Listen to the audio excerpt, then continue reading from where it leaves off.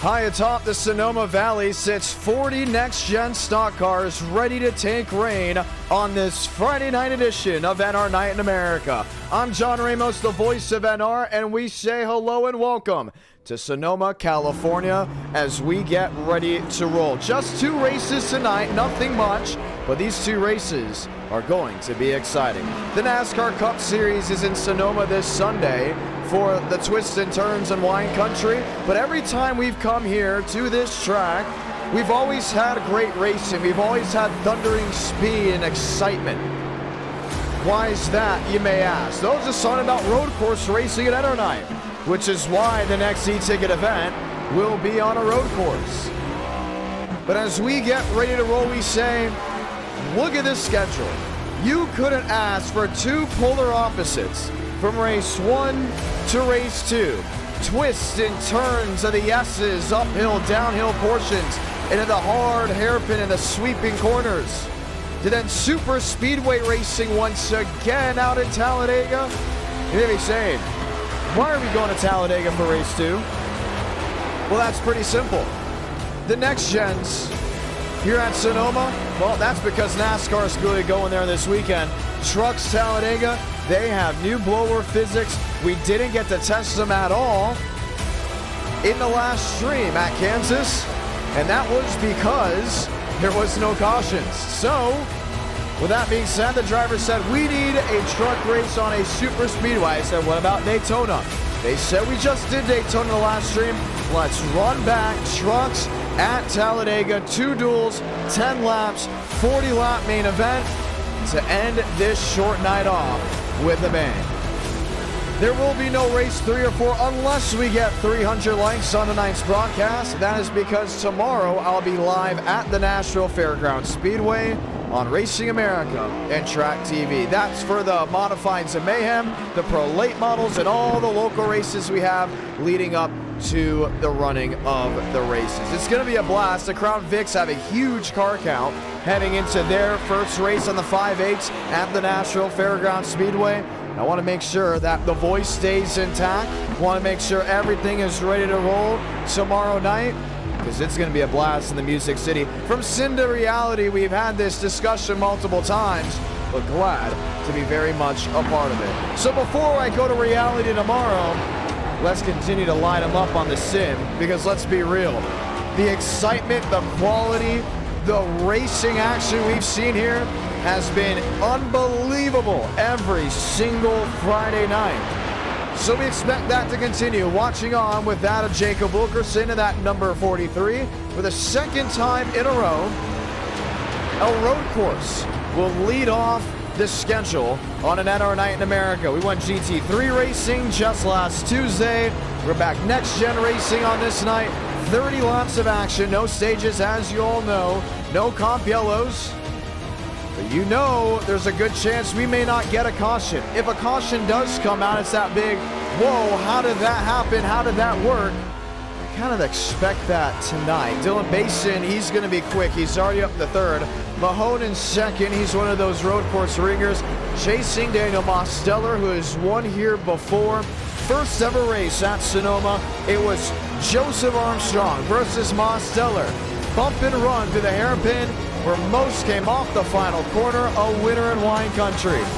Joe wasn't pleased about that at all.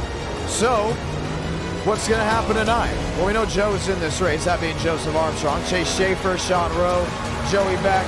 They're lined up inside that top 10. Frank DeAngelis, there he is in the Giggity Ford. Terrell Baker in the Hot Wheels Chevrolet. Wickenhauser, Whitney Jones, James Thurston. Lovely throwback. He announced that later this week. Joseph Armstrong going back to now the 22. That's his new thing. He loves the number 22. But at the same time, he continues to run the 20 with the e-ticket events, mainly because Gavin Austin drives the 22. Who's the real driver of the 22 for the viewers back at home? What do you think? William Schmidt has yet to make a move off of pit road. We watched Frank DeAngelis just throw it loose down off corner exit. He gets to the line, looking to see where he will reside outside that top 26. 40 drivers are going to take the green flag. Andres Varez there in the 84.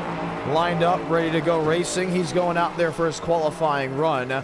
Basin sits P3. Joseph Armstrong, top of the board.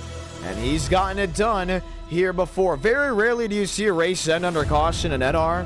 And that's maybe because we have overtime, unless it's really for open wheel racing, or even sometimes then it could be a hit or miss if we put it on. But that one night that Joe won at Sonoma, forgot to put on the overtime rule. Today, it almost happened as well. Quickly caught it before the session came up. So if we do have a late race caution, yes, we will see overtime. But will we need it? The top two, they're interesting. They have clashed here before. Chevrolet, Mosteller, Toyota, Joseph Armstrong, James Thurston, looking to get back to the winning ways here in the month of June. Mahonis never won a race in NR Night in America, but Neo is on track to getting his first win in the coming days.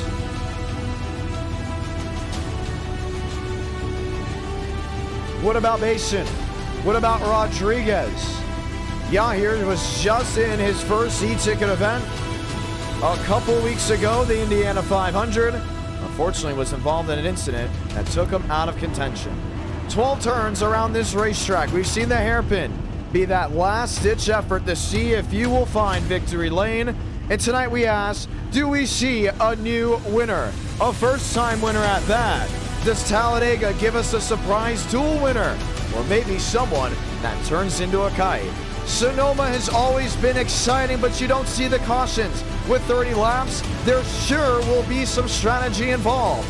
No rain in the area, don't worry about that. But when 40 drivers line up for the twists and turns, you know it's going to be exciting. Where do we go next? Maybe Bathurst, Indy, maybe Spa? What about Suzuka? What about Silverstone? Road course racing is a staple in this community. Originally wasn't, but over time grew a great following and a great love for the challenge. Road course racing round 1. Superspeedway racing round number 2. It's a short night, but it's going to be a great night. I'm John Ramos, the voice of NR. You're watching this live from our studios in Nashville, Tennessee. Welcome to race 1 of NR Night in America. And if we hit 300 likes, we will see round number 3. It would be a sprint race. It would be a lot of fun. Maybe some super late model action. Get myself prepared for tomorrow. Maybe modified action. I have a modified race I'll be calling in person with the pro late models. Crown Vics, quarter mile racing with the limiteds. Let's go ahead and say those magical words. God, speed, drivers, you are go for throttle up. If you missed the last stream, you saw that Ford got their first ever win in the GT3 class.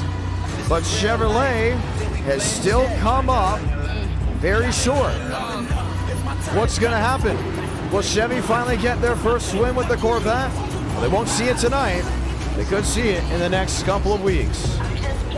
If you want to hear my broadcast live at the Nashville Fairgrounds Speedway, you can either attend by purchasing tickets at RacingNashvilleFairgroundsSpeedway.com, or you can watch live on Track TV or on Racing America.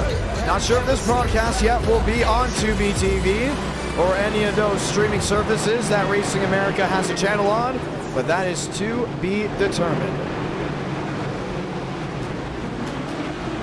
Pace car will make the hard left on the pit road. And these 40 drivers will work their way to the hairpin, the sweeper of 12 to get this race started. Armstrong, Mosteller, two names that know how to get it done out in wine country. Who will topple the next? Let's find out as they roll 2x2 to light the fuse from Sonoma, California.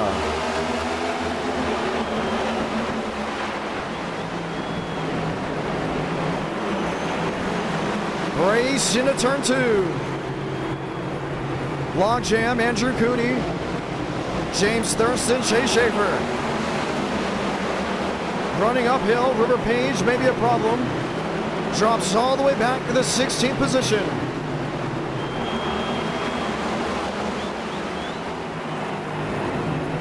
Joe leads to 4. Mosteller's not allowing him to get away. Look to 7, top 3, top 4 in a line. I don't expect the top 4 to really break away as far as some may expect due to their sheer talent level. But the upper hand, no doubt about it, through the S's goes to that of the 22.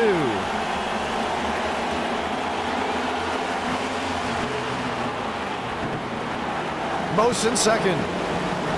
Basin in third. 1 second separating the top 3. 2.5 to Mahone. 2nd and change to Thurston. Armstrong will come off, turn 11, and will lead lap 1. That's big, and he's got the advantage, about 3 car lengths. The Joe and Most show, and this has been going on for quite some time. I wouldn't say it started at COTA. It may have actually started here at Sonoma. That just led to multiple tracks. It led to Monza. It led to Watkins Glen, as previously mentioned, Circuit of the Americas. For whatever reason, every time we go road course racing, they just find each other on the racetrack. And when they do, it's usually for that top spot. And that first race, that inaugural race at this racetrack, should have gone to that number 22. But when the bump and run occurred, there was nothing Armstrong could do. Since then, he's been very dominant at this racetrack. But Most has also been pretty close to not allow him to get away. Here's James Thurston in his number 4. As a Ford in the top 5, Chase Schaefer there in 6, wanting to run the next e-ticket event. That'll be the Chicago Street Race. And if you didn't already know, for the viewers watching back home, some drivers, if you race in the Chicago Street Race, the next e-ticket event, you will have your spot locked in for the duels in the NWP 400. Armstrong leads another. Battle for 5th. Thurston inside of Schaefer. Trouble outside wall. Huge hit for Neil Mahone. Has just lost the entire nose of that 95. Man, what just happened?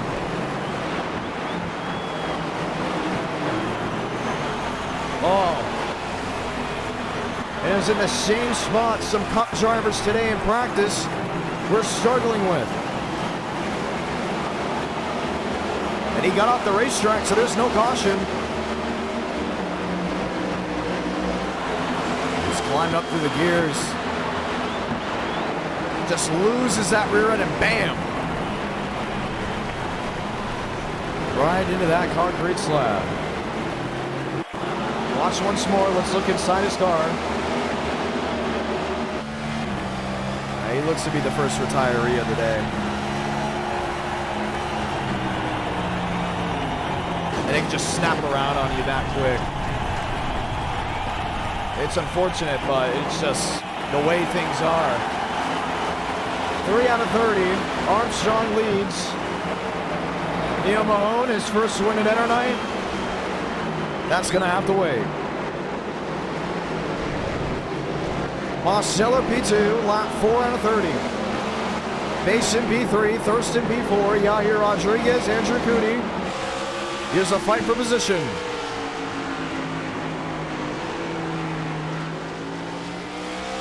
Rodriguez giving a little daylight to the inside of 4. Well, not thinking much of it. Back to the chute.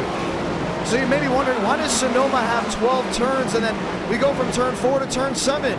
That's because they're using the Sonoma short layout, not the old Sears Point Infineon. I wouldn't say they used Infineon actually for that layout at one point. I believe the Sears Point layout, where they go through the track and up and down the hill. It's a layout they used to use back in 2019. Then you would see turn 5 and turn 6 before turn 7. Here it goes from 4 to 7. The S's bring it to 8, 9, 10. The hairpin is turn 11, and this sweeper right here would be turn 12. Toyota, Chevy. Toyota, 2 Fords, 2 Chevrolets. A Ford, Toyota with a Chevrolet rounding out that top 10. Kevin Champagne, he's on the move. What's cool about Kevin Champagne is the fact that he's not a road course ringer, but he's gotten a lot better. When the Champagnes first arrived on the scene, both of them were not putting great numbers on the twists and turns. I remember the first time we saw Justin at Montreal, it was like, wow, man, stick to the short tracks and the big ovals. But Kevin Champagne has come a long way to the twists and turns. If this was Kansas like we saw last stream, he's going to be up there. He's going to be running his heart out. He's going to be giving it his all. But you can see just where he is in this moment and where he was at Sonoma just a couple months ago. Really picked up the pace. I'd say he needs just one caution to make it worth his while. Didn't qualify the best, unfortunately. But where he is currently is very, very interesting. Already up 10 spots within the first handful of laps. Yair Rodriguez has Andrew Cooney all over the back end of him. Cooney to the inside. Champagne locks up the right front. Looks bottom side to Chevys in a Ford. 3 drivers under a blanket for 6.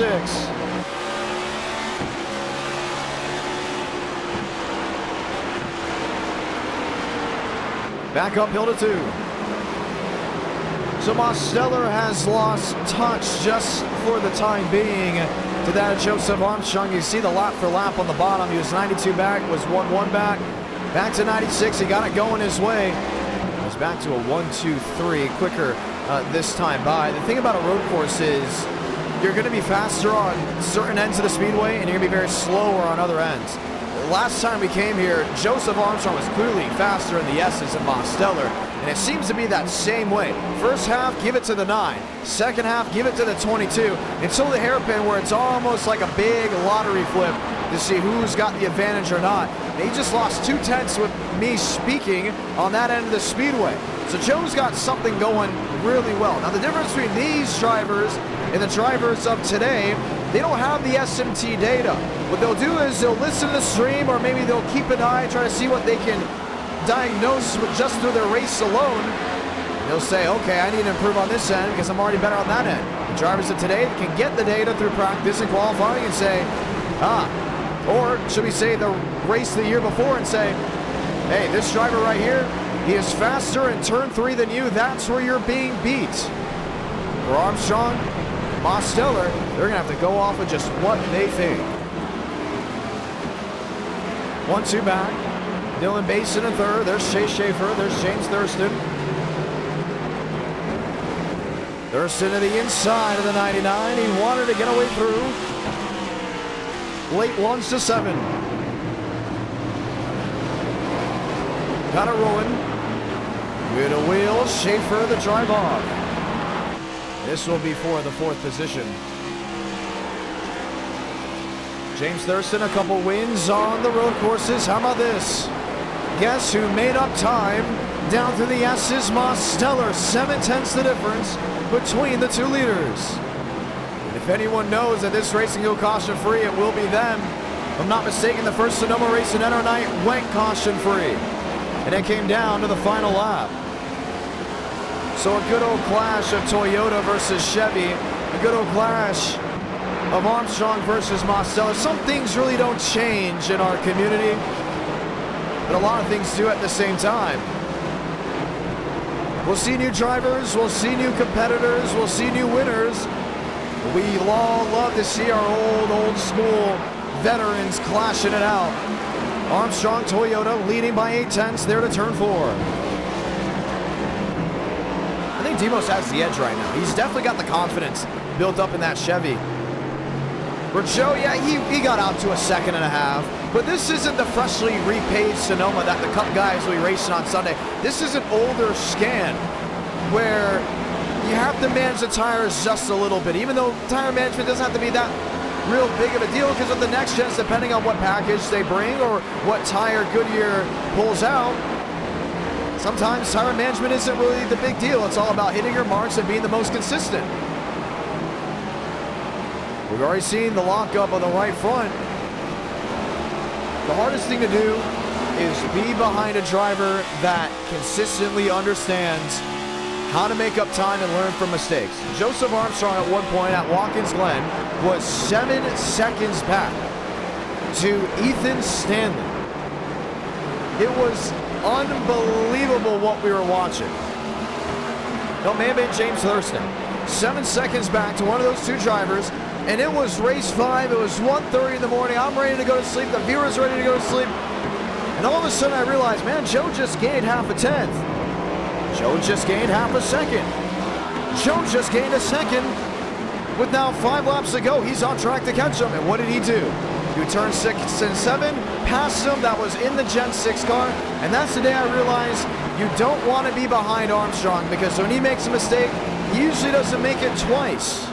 Now, how about Mostel, the driver of the 9? Well, he's got the winning record. He understands where to be at multiple times. He understands when to apply the brake, when to apply the throttle. He's also a driver that knows how to learn off the fly. He sees what Joe's doing. He understands that there could be a dirty air problem in certain corners of this racetrack compared to others. So two drivers that know how to learn on the fly. It's really going to be about who has the best car control, who's the most consistent, and who can be the most educated within the next 21 laps to find victory lane. My problem is the disadvantage of the 22. You stay behind him, he knows how to be defensive, he knows how to work smarter, he knows how to put you in a position where you think you'll get an advantage. The next thing you know, he drives off and you lost about 3 or 4 car lanes. Let's look back to Dylan Mason. He's there in the 3rd position, sun setting behind the clouds.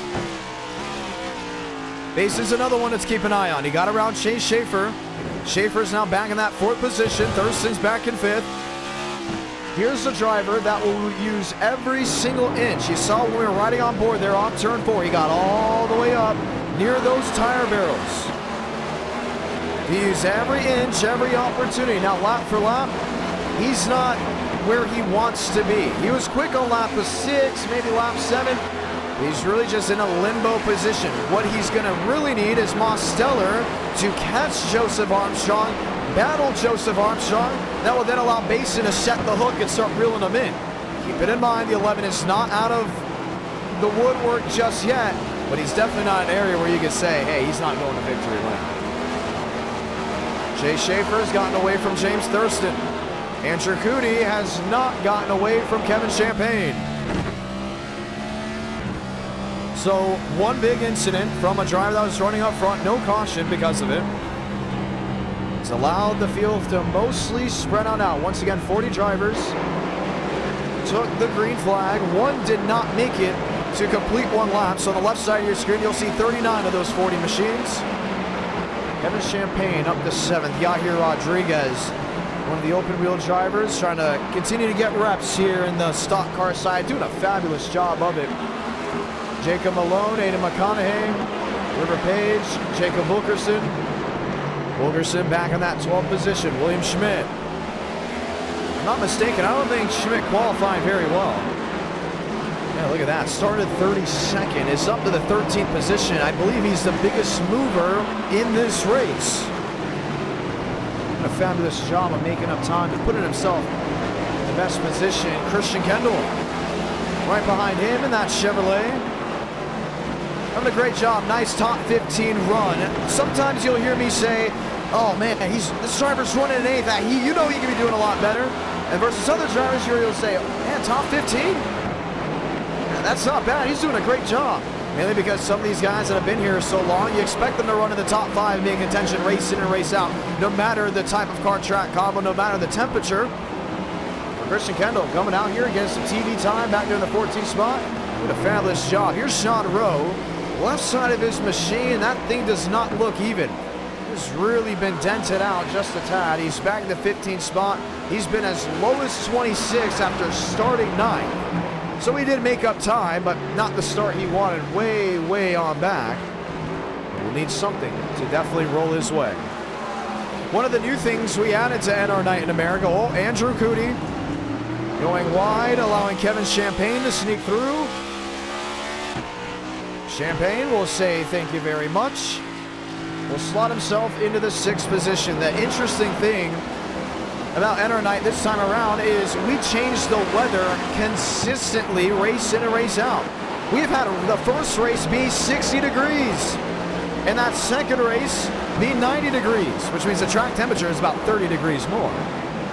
Good habit as mostly cloudy and not cloudy at all. We'll throw some possible rain in the area. We'll make a day race, night race, and sometimes at night it'll be cold. Sometimes at night it'll be 90 degrees. That's one of the things these drivers are having to adapt to this year compared to years past. And that's the fact that the temperature will be consistently changing race in and race out.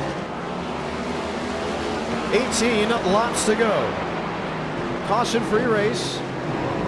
The lap traffic, that's soon to be an issue. Joe inside of Contreras. Mosteller is there. Can he find a way through? You know he wants to. He's all over the back. And dropping down the $1.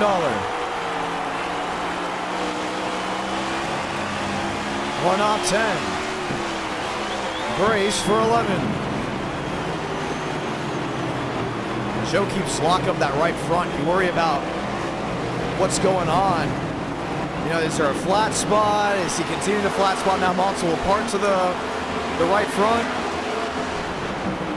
He's got 17 laps to go, and one of the big things about that first Sonoma race is that he really flat spotted that right front and just allowed most to come on in because of it. Already half a second between that top two.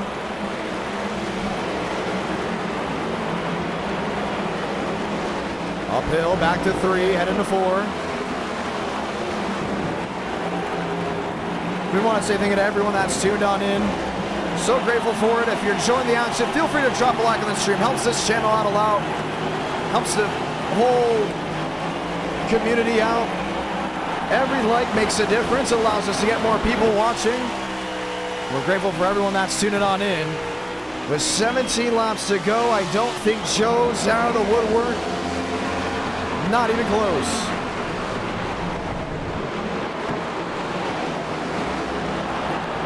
Race off 10, left signs into that dead grass. Jonathan T. Jones in front of the 22. Joe into the back end of the 62. Here comes Mosteller. Rips around the outside at turn 12.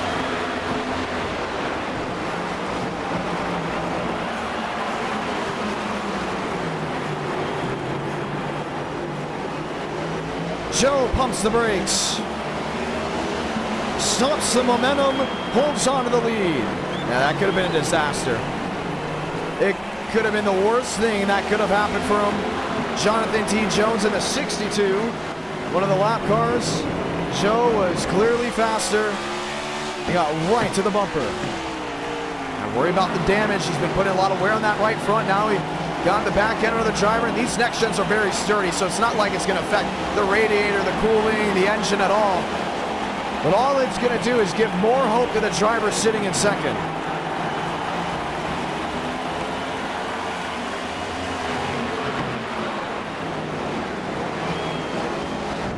Penguin dropping the 5. From the UK, we say hello from wine country out in Sonoma.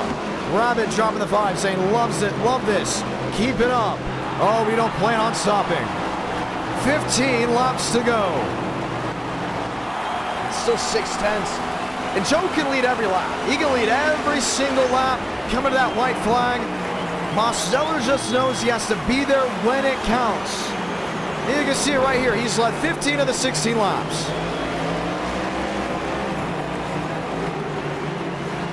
The Virginia-born driver versus the wheelman from Connecticut. Half a second. First and second spin. Frank DeAngelis. Right in front of the top two. Look at the damage on the 69.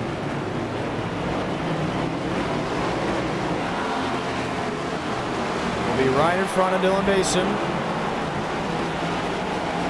But now it opens up to 7/10. The problem with Joe is he's going to catch these lap traffic drivers pretty quickly. It's not one, it's two, it's three of them lined up, and now looking wheel to wheel.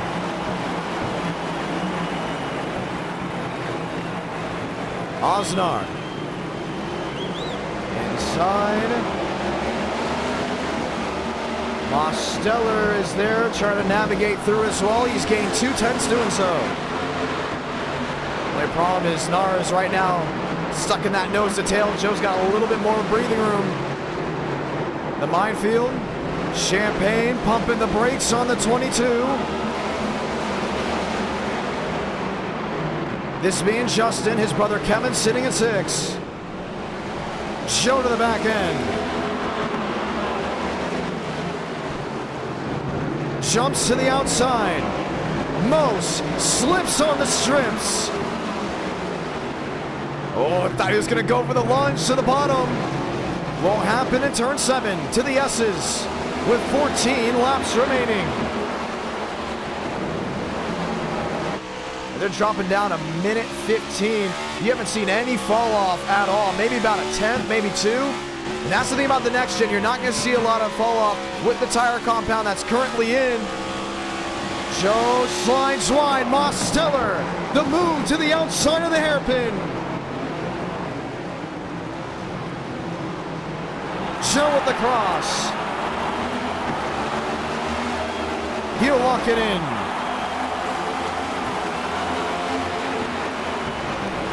$13 to go. And if these two get into it, keep an eye on Dylan Mason. He's sitting in that 3rd spot. He's made up time. He's about 2 seconds back. He made up about 8/10 to a full second. Who's right with him? Shea Schaefer. Sitting in the 4th position. 2 dark horses to the top 2. Toyota Chevy. Joe the drive off. And Mose isn't going to get overly aggressive until maybe about 5 to go if he's still within arm's reach. The lap traffic, it's not done just yet. For now, it looks to be blue skies and sunshine for the 22. You got one coming to pit road. No, actually, you're not going to have a lap car for maybe about an extra 6 laps. So Armstrong can just focus on his race car and his own race until the minefield appears once again. 12 to go.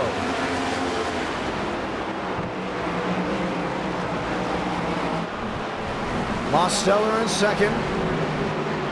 5/10 back. Thurston in 5th, 7 seconds back. Uphill, downhill, twisting in and out. Mason, Schaefer, 3rd and 4th. I can see these 2 positions flipping, but unless we get something wild up front, not sure what it'll be for the race win. Mason into the outside wall.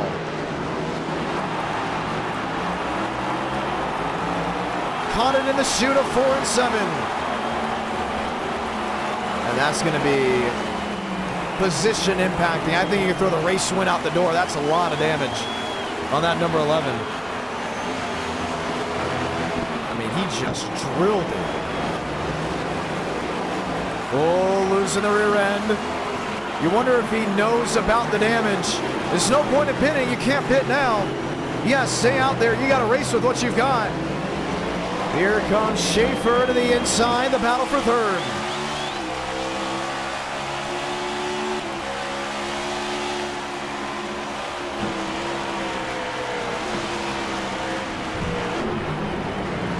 Lap traffic going for a spin, the 36. Gets Dylan Mason involved with it. Blocked in the field, caution's gonna wave.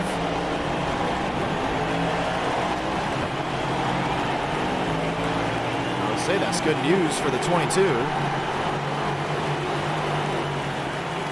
Maybe bad news for the 9. I was right into oncoming traffic. Basin nowhere to go.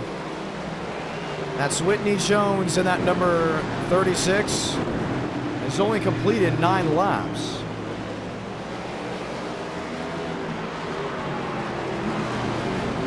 First caution out of this race. And it's going to be one that will change things up in a hurry. Let's go ahead and check back to see what happened. So he's riding around on his own. He may be given an L5 because it definitely changed the entire complexity of this race. I don't think anybody watching back home wanted to see a caution. Slides into the grass. Comes back across. Basin's right there. He gets into him. Schaefer had to pump the brakes.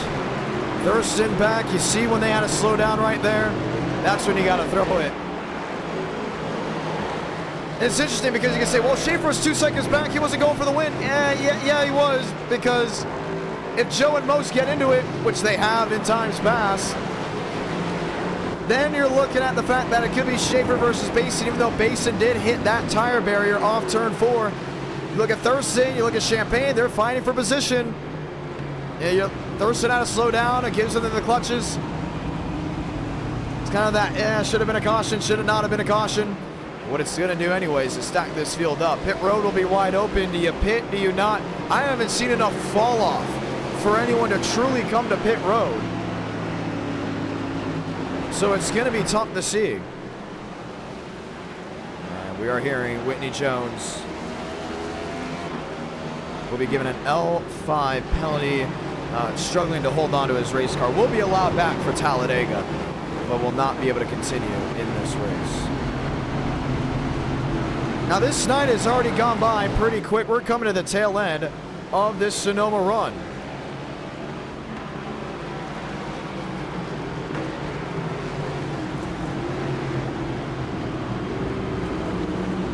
Pit road, it's open. I think Yahir Rodriguez wanted to come in. Not better of it. We may see a race 3, maybe. Let's see what the likes are. We may adjust that like goal. Right now it's 300. Maybe adjust it at 200 if this night continues to go by swiftly. So keep that in mind, ladies and gentlemen. As long as you're here, you want to continue to have an encore. My voice is still intact, and I can still call 9 races tomorrow in person. You may add just one more to that total pool.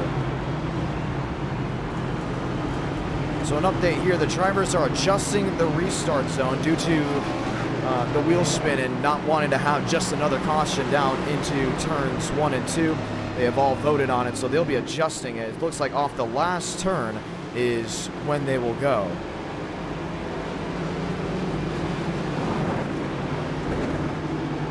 So they elect to stay out. We're still looking, we're still peeking, and this should be the one to go from the way it looks. And that's exactly what it's going to be.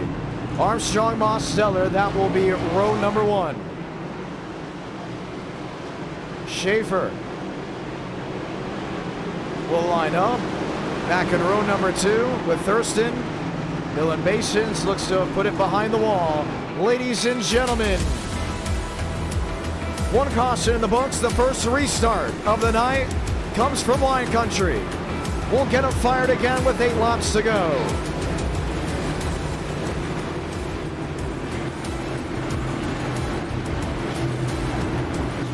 Pace car makes a hard left on the pit road here.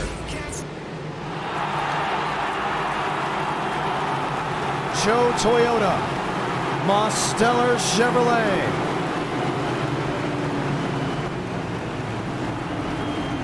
The brace to turn 1, the land rush. It's ready to be on. 8 laps to go from Wine Country.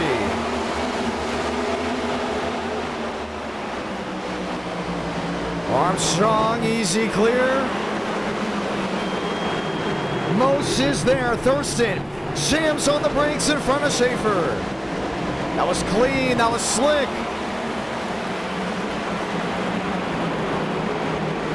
Nine versus 22. Run to turn 4.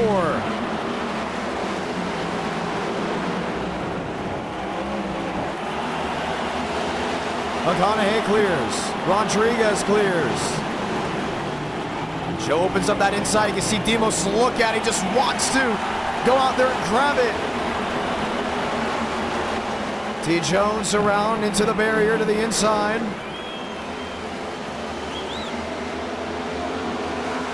Most 3 back. Thurston 8 back. These drivers are on the same tires that they were on when this race started. So that means Joe still has the flat spot on that right front if he indeed spotted him up. Most in the wall. 7 to go. Schaefer overdrives turn 1 and is up the hill. Champagne to the bottom. He sneaks through.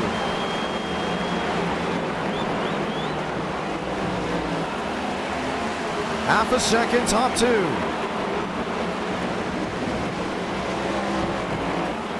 Oh, it's a great drive off 4 for the 9. I mean, you couldn't fit a paper between that left front and what those tires were doing sticking out. But the S's of A, it's been the playground for the 22.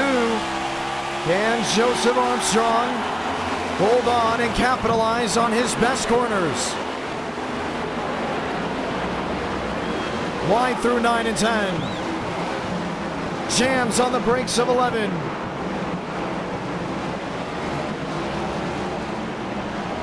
Six laps to go from Sonoma.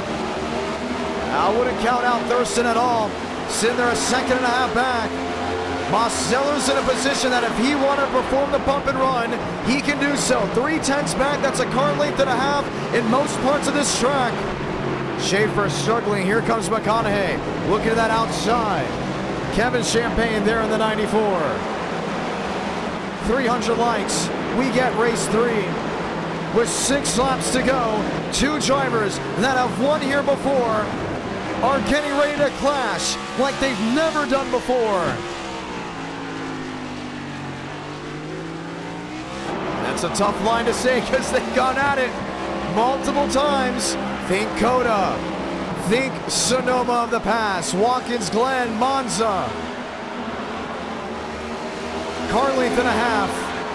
2 car lengths now, the difference between the Toyota and Chevrolet. Joe's got to run. Does not want to get that left side over the curve, over that strip. Looks in, looks out.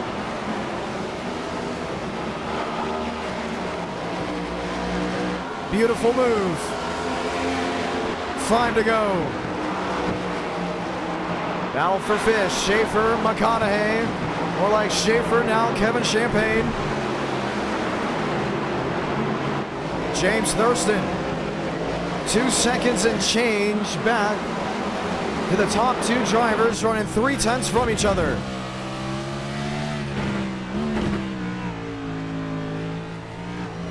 He's got something. He's got something on this end of the speedway.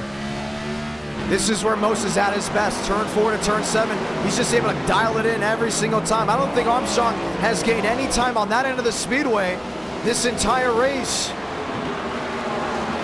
And with coming to 4 laps to go, his weaknesses need to be suppressed and let the strengths just take charge. 3/10 back. 4/10 back.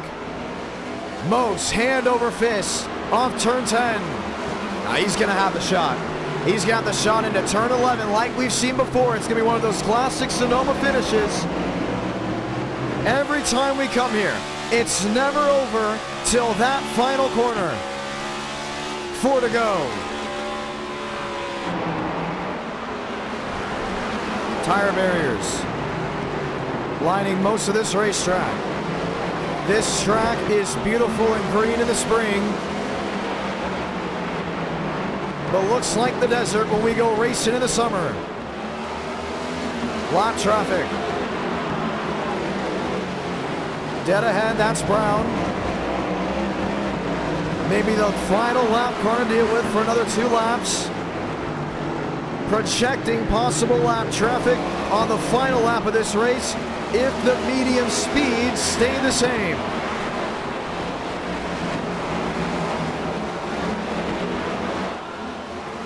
Four to go. Coming to 3. Chevy blocks Toyota. Brown to the outside. Armstrong nearly lost it in turn 9. lines it up off turn 10. That may have just saved his race.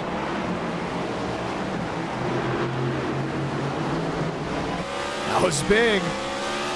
I mean, he just threw it in there. Full send to hold on to this race lead.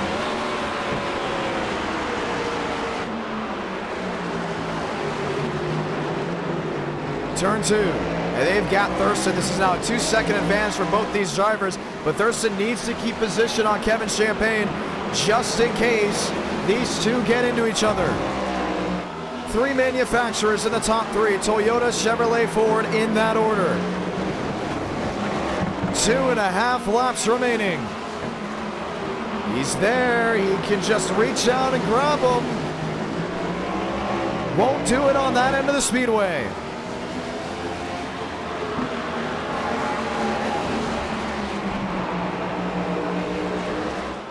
Most wants a peek. Armstrong wants to finish this race off with a win. And he's losing a lot of time now off turn 10. He just slid the rears. Their best lap time's a 1:14. Currently running a 1:15. 0.6 off from their records to what you have on track. 2 to go. Perfect strategy of not pitting. You knew tire fall off wasn't going to be that big of a deal. You worried about it though because of how hot the conditions were. Thurston closing in. 1.9. He's not his best on this end of the track. That's down into turns 1 and 2. Better down towards the hairpin into the S's. Joe's got to worry about the 9 in his mirror. Mosteller, look to the inside. Couldn't get him. Crowd on their feet. Run to the S's of 8, 9, and 10.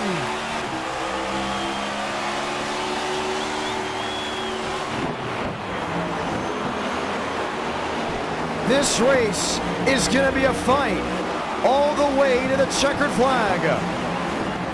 Mosteller the late lunge. Joe with the defensive move. This is going to be the finish in wine country. Salamanca, 1 to go from Sonoma, California.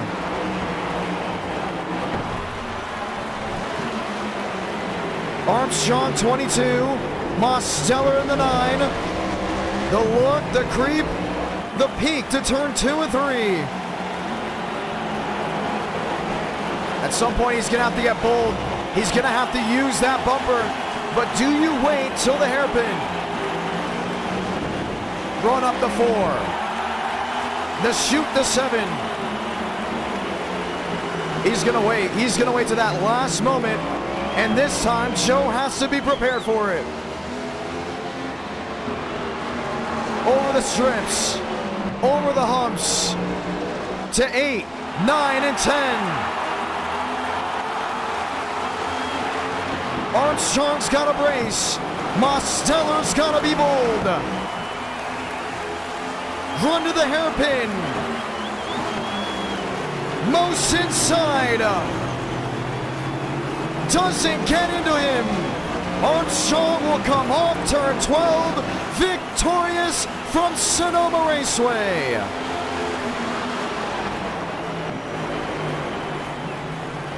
Man. And he could have jumped him. He could have jumped him right there, but elected not to do so. Joseph Armstrong, the driver from Virginia, wins out west, victorious in race 1 of NR Night in America.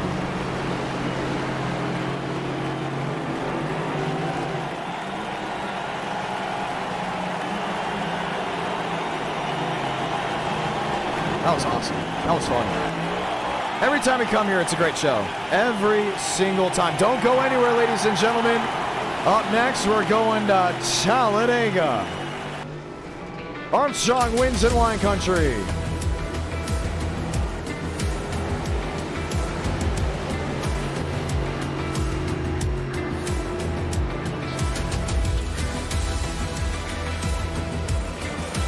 And he'll get ready to burn it down near the hairpin.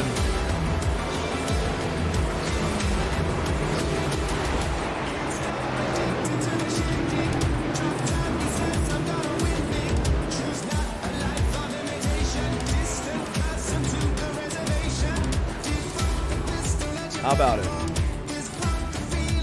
NR Night in America, feeling victories all year long.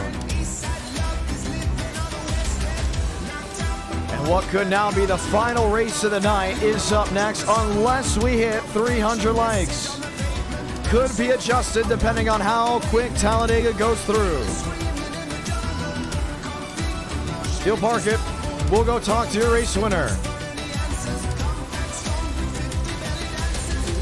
That's a great win. Just some of the stuff you like to see, and the fact that Demos could have gotten into him and didn't is pretty interesting, because he could have easily just lifted those rear tires up, but he didn't. He waited back, went for the lunge, ended up not being enough. Time to chat with your race winner here in just a moment, ladies and gentlemen. Armstrong is to John. Congratulations on the win. Thank you. Well, that was very interesting. We started to realize, okay, now a lot of tire fall off. Started locking up the right front a lot, but most was not getting away. When going into the hairpin on that final lap, were you expecting a bump? Because it looked like he bailed out at the last moment to not wreck you. Yeah, I was expecting it. I mean, it happened last time. So, and with how these races go, usually if you're within 10 car lengths, it seems like the guy will always try it. So I don't know, but glad to come out with the win. It wasn't as a driver, I don't know how it was to watch, but as a driver it wasn't the most fun, just hot lapping for 30 straight laps, and with like little to no finesse to it. I didn't feel like that kind of race with that car really. You say your fastest lap after the restart, which I found interesting. Yeah, that's what I'm getting at. We ran 20-something laps and then get a caution, and then the lap after the caution, I run the fastest lap of the race on the same tires. So I personally wish, and I think a lot of the drivers wish, that we would have had a car that had a little bit more fall off, or more fall off at all. I mean, this car just picked up as you went on. So, yeah, I mean, I won. I was probably going to win anyways, because, I mean, you know who I am. So yeah. I got to ask this. You started flat spot in the right front. Did that affect you at all?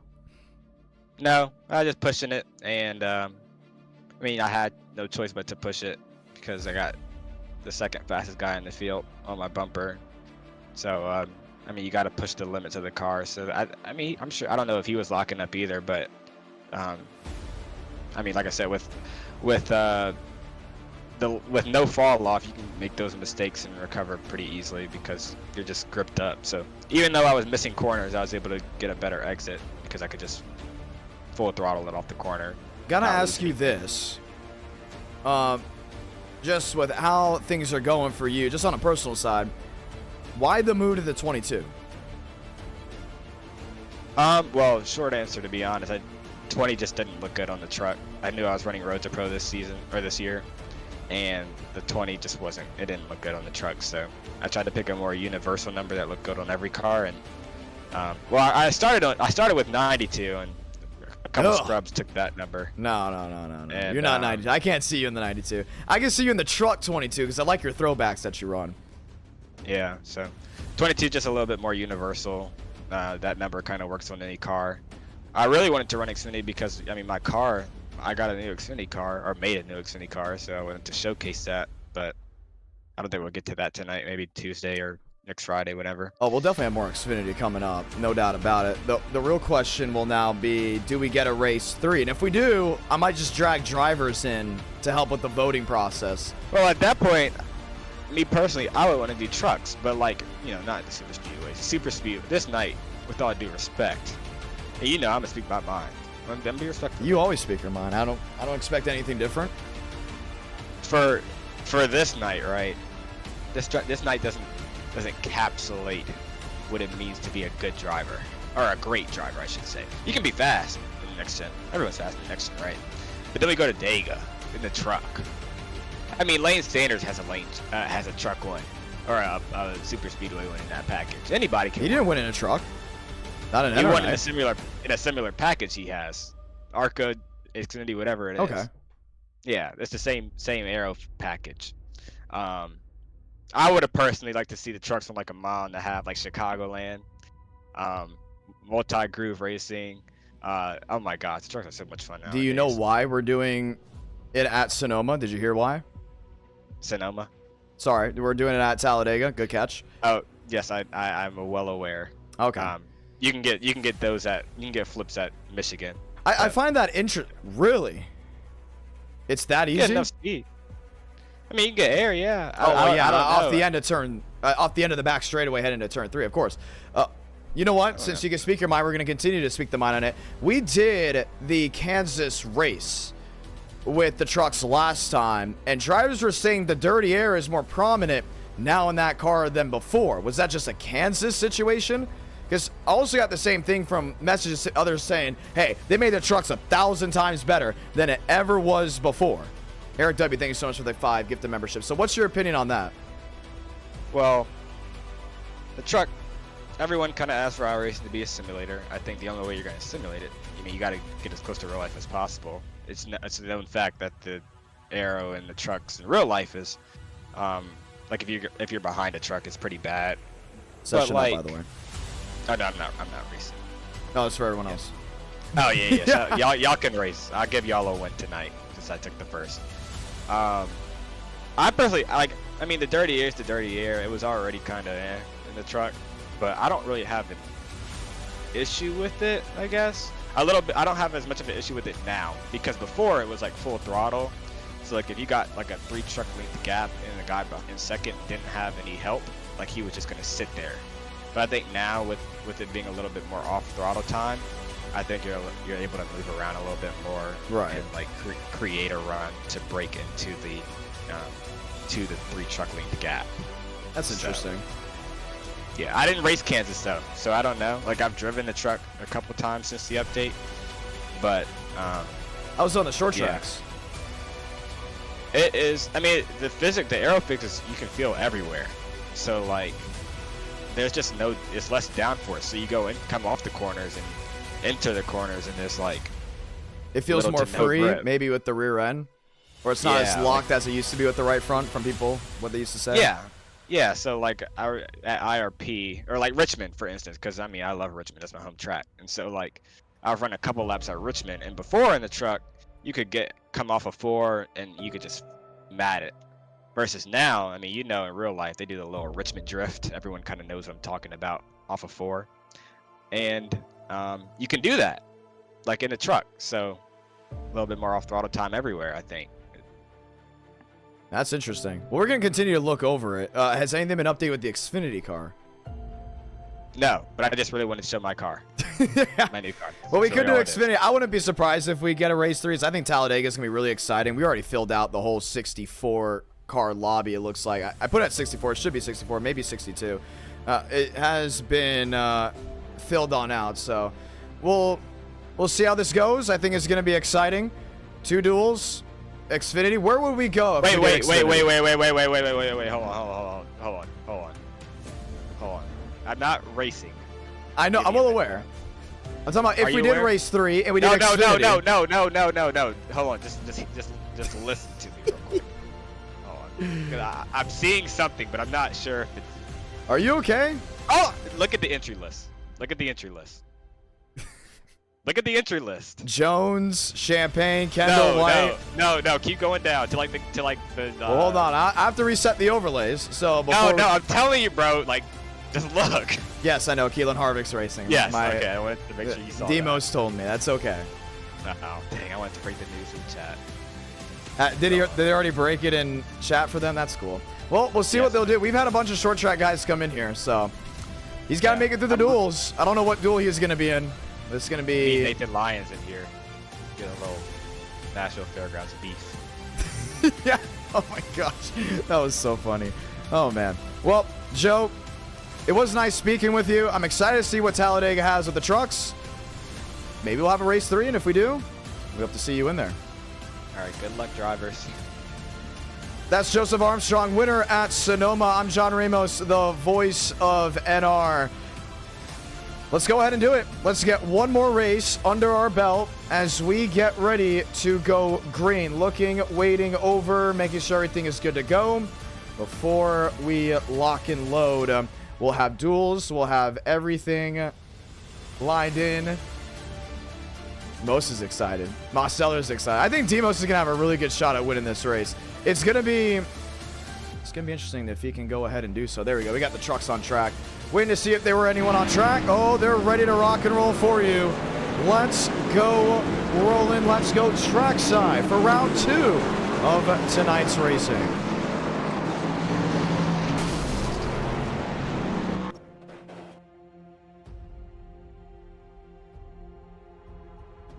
Time to go green, ladies and gentlemen. So this is how qualifying works if this is your first time watching any of the duels. Pretty simple.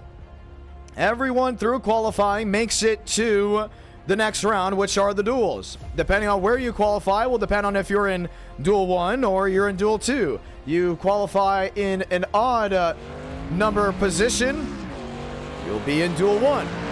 Qualify in an even number position, you'll be in duel number 2.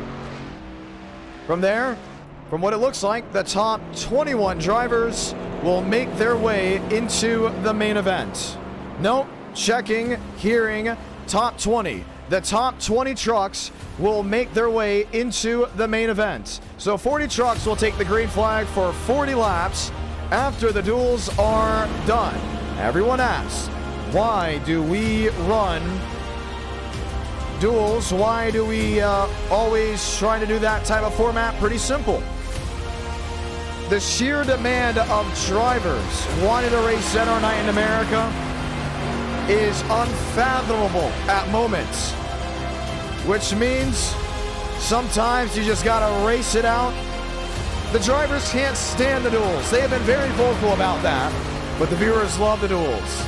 And honestly, you gotta race your way in to make these big super speedway races. I love them, and I hope you love them too, as we get ready to go green flag racing.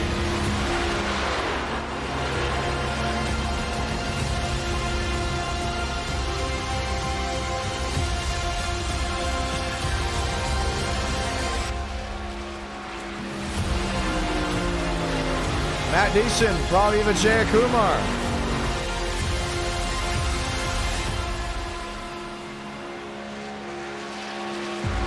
Gatlin Downey, Riker Byram, Josh Kenyon. Oh, Neil Mahone, we all saw what happened there at Sonoma. He's back, he's ready to give it a whirl once again. Chase Schaefer, Gavin Austin.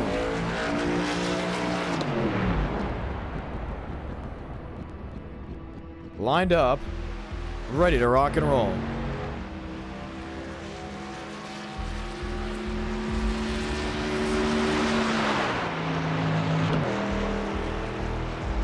We got Bragg, we got Switzer, we got Wickenhauser, Hornish, Sean Rowe, Frank Corley.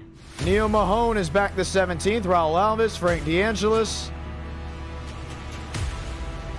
Lane Graves goes top of the board. He's going to give himself another lap. Alvis goes 9th. Hornish, Chad Hornish, the cousin of Sam Hornish, driving that number 6 to the inside. Freddie Bassinez onto the racetrack as well. 2 minutes left of qualifying, and we'll set our duels up. Get ready to go green flag racing.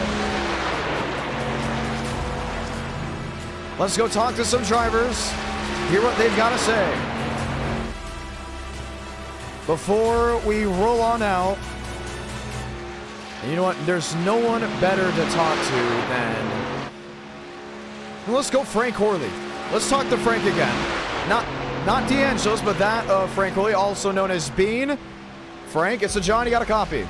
A little busy qualifying right now, but yeah. I am so sorry. I know. Right, that is the most good. common thing. I get told after by drivers, like, hey, don't do it while I'm qualifying. But I got to ask you, I feel like every time I think duels, I think Corley. Because either you're up there getting it done, or you're that last driver shuffled out. How important is it to stay focused during these duels? I mean, yeah, you gotta be aware of your surroundings, right? You're not racing aggressive like it's for the win. You gotta stay out front. So like it's kind of a bit of a balance between, you know, do you want to race or do you want to like? It's hard.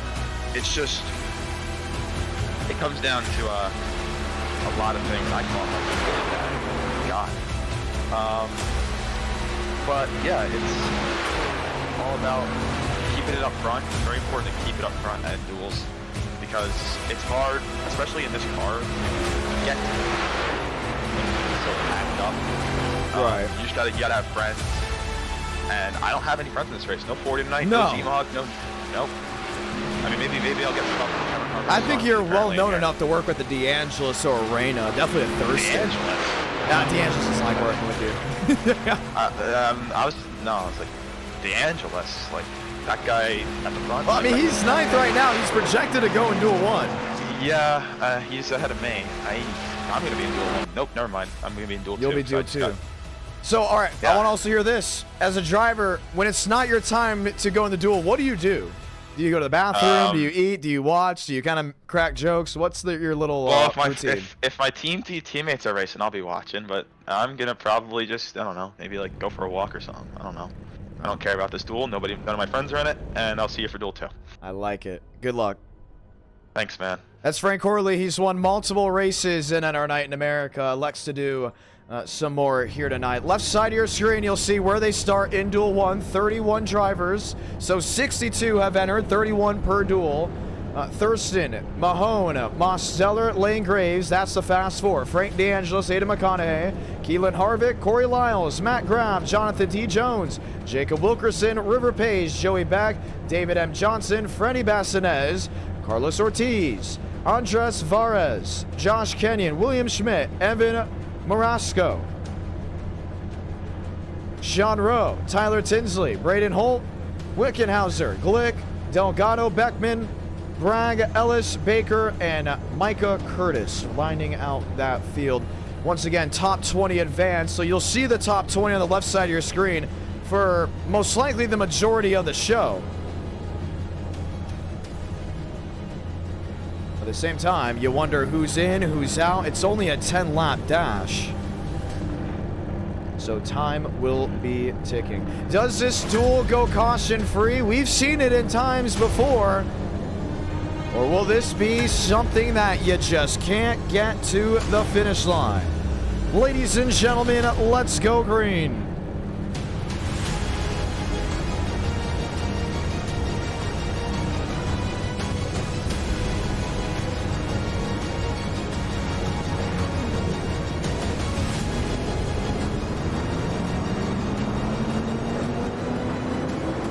Thurston on the bottom, Mahone on the outside, Mosteller, Graves, DeAngelis, McConaughey. For the first time from Talladega, let's go ahead and say those magical words. God, speed, drivers. You are go for throttle up.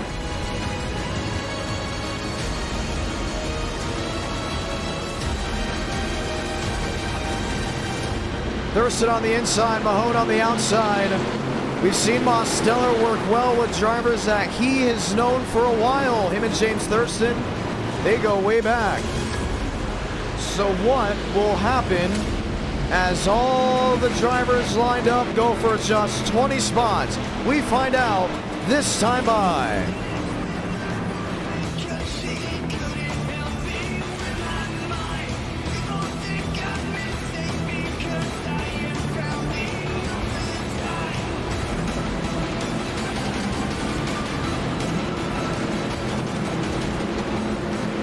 Graves in fourth,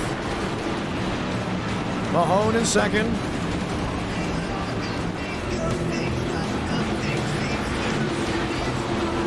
I keep mentioning Neil Mahone, I just know he's due for his first win. We just wonder when that will be. New paint scheme there on the Frank DeAngelis machine as he gets ready to take battle. 10 laps. Top 20 make it. 21st on back. Say goodnight and go home. Pace car makes a hard left on the pit road. Don't you just love duels because they get exciting and they just seem to not stop with that excitement. Let's find out what happens as we light the fuse in Duel 1.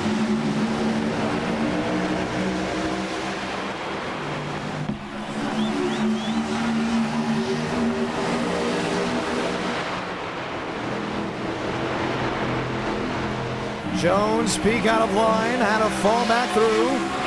Mosteller to the outside, Thurston slams the door shut. It's way too early to be making those late moves. Most on the bottom with DeAngelis. Mahone on the outside with Thurston.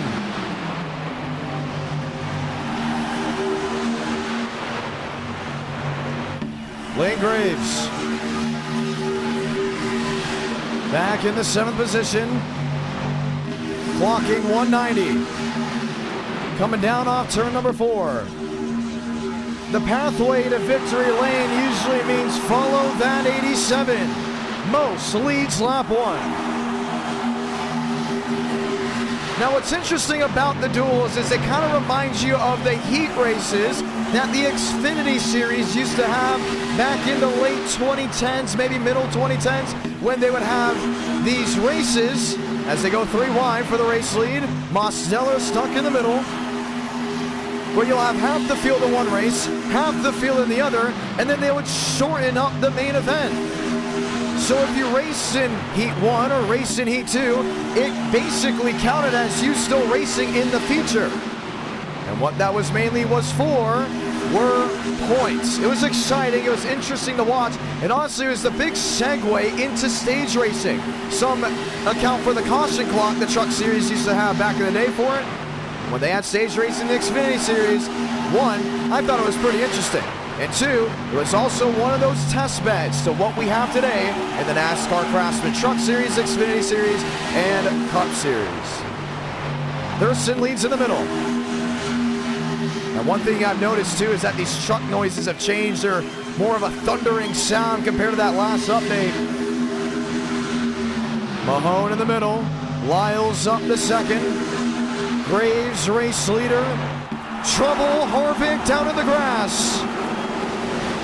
Mahone sideways. Mosteller is in it. Josh Kenyon gets tagged. Caution's gonna wave.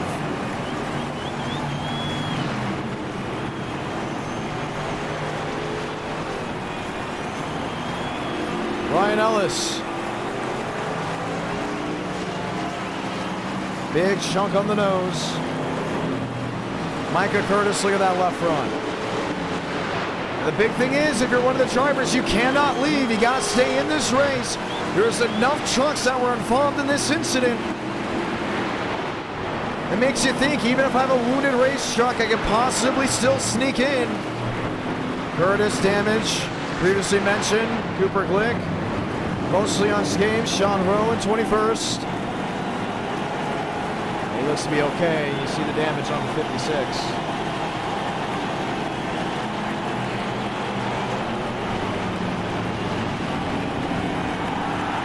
Right front, all bowed in for Keelan Harvick. His first race in NR Night in America. William Schmidt. No damage there at all. Let's go take a look and see what happened. So this is a lap previous. The big worry was 3 wide. Why are they stuck 3 wide this early? Maybe say, oh, well, it's a 10-lap race. This early, 7 laps to go. I mean, technically, you got to go. But at the same time, if you're in the top 20, you can make it work. When we go to Daytona, you don't have as much freedom to roam like you do at Talladega. So usually the trucks just sit 2 by 2, run the duel out, and get ready for the main event. 3 wide. You're asking for things to go amiss. Watch Corey Lyles there in the 56. DeAngelis, 69. And Lyles gets in front of the 17. Oh, Mahone. Lost the rear end right in the center of the field. Watch again. No, River Page came down. Catches the 17 to where there would be nowhere else to go. I think Josh Kenyon's done. That's a big hit to the outside wall. McConaughey looks to have gotten a piece of it as well.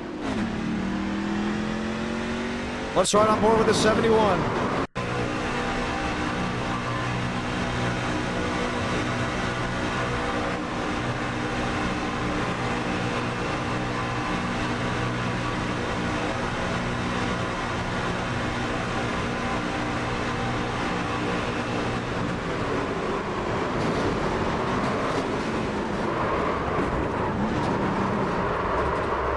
So the caution is out for the first time in Duel 1 here at Talladega. Let's look at the running order. Top 20 are going to make the field. And this is how they show up left side of your screen. Graves, Thurston, Lyles, River Page. You got Tyler Tinsley back there in 5th. Go back to DeAngelis in the 14th position. You sit, wait, wonder. First driver out, Ryan Ellis. There in that number 33. He's the one of the drivers that got damaged. Braden Holt. There in that number 18. Did he get through? I think he very much did. So far the top 20 look to be in an area where they don't have any problems going their way. We've seen the last lap at Talladega. Things go wild and wild in a hurry.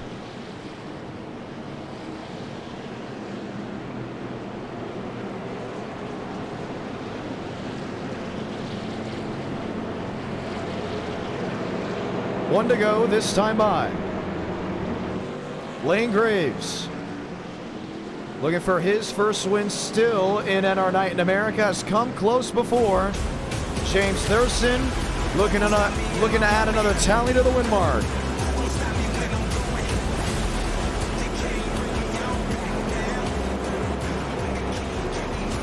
And we're hearing no penalties for River Page. Possible net code between him and the 17.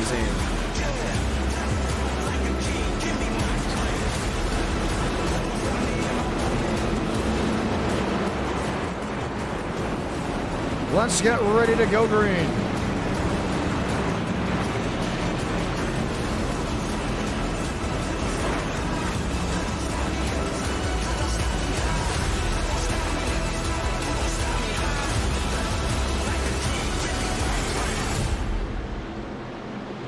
Lined up 2 by 2. Baker back in 12th. He's in the area that it's not the red zone, but it's not the safe zone. 16th on back. We've seen drivers shuffle out quickly to where they previously were. This is just duel number 1. We will have another duel after this. This duel will set the pole sitter and the inside row for the main event.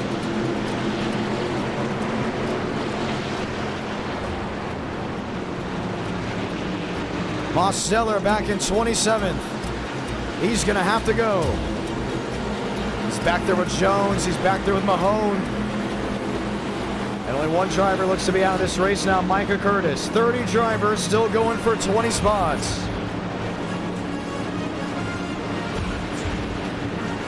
Can Lane Graves shut this duel down? Or can the Fords on the outside lane line up to roll? Clock's ticking. Time to go green.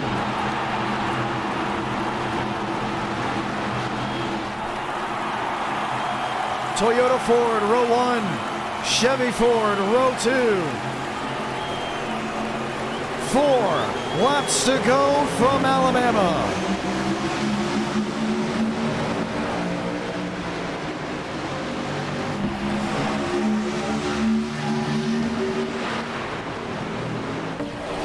Three wide, Vargas on the outside will get shuffled back. Way too early of a move, had to just sit 2 by 2. A lot of these drivers are stunned after what they just saw. I don't think anybody wants to think about 3 wide unless they're outside of the zone to make the transfer.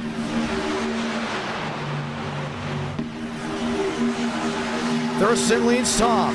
Page the peak to the bottom. Massinez on the outside, lined up with Wilkerson. Baker slotted in line.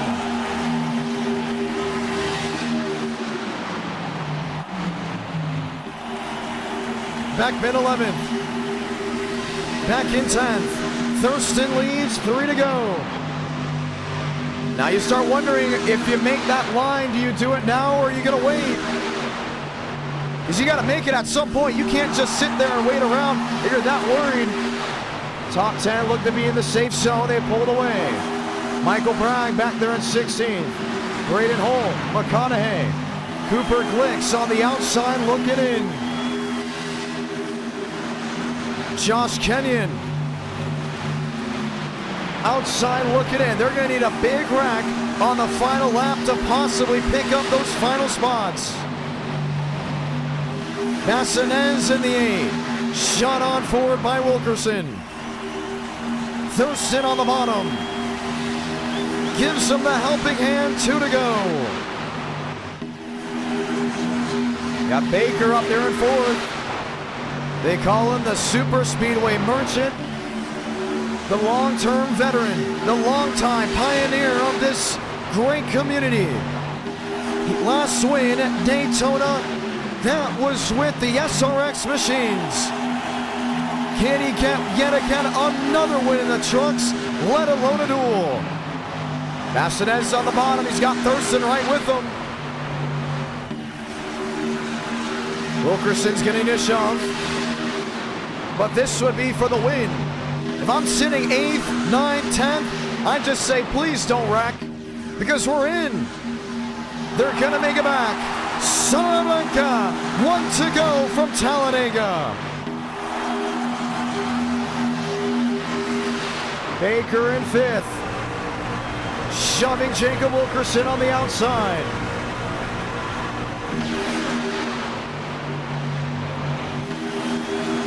DeAngelis looks top. Couldn't get a move. Graves wants to go. Thurston wants to go. Needs help from Page. Massinez shuts the door on the bottom. Trouble. 1 upside down. That the 42. Forrest is involved. Sean Rose involved. Thurston on the outside. Help from Wilkerson. Clears Massinez to the bottom. Jacob Wilkerson nearly got him at the line. James Thurston wins Duel 1 at Talladega. Who makes the transfer? Glick is in. Jones is in. Josh Kenyon, Ellis, Harvick will not make it to the line. And your top 20 has been set as shown on the left side of your screen. James Thurston, ladies and gentlemen, will lead us to the green flag once we go racing in the main event. Man. That's wild.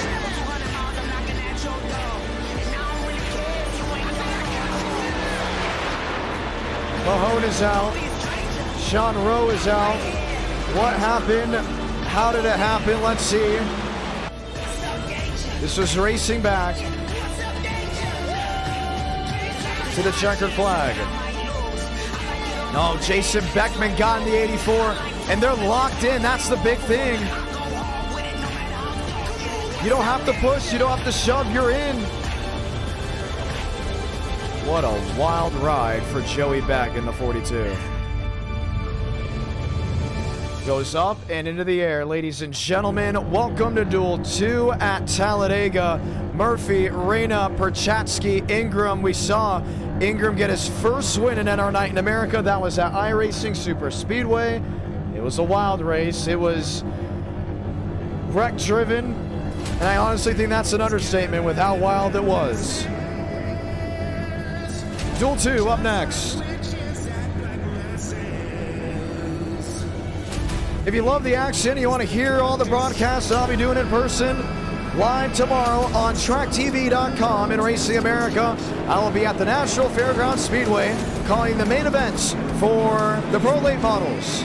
the featured event for the Modified Mayhem.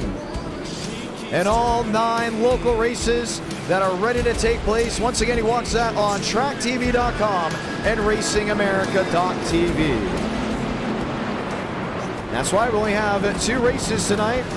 Once we get 300 likes. It's all about preparation for myself, saving the voice. I'll be up bright and early and at that racetrack. You might be wondering, hey, where's Aiden Walker? He's racing tomorrow at Nashville.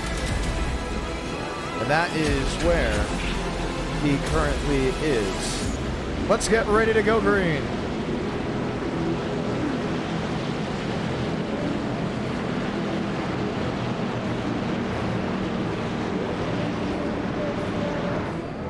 Connor Murphy, Jaden Reyna, Jeff Perchatsky.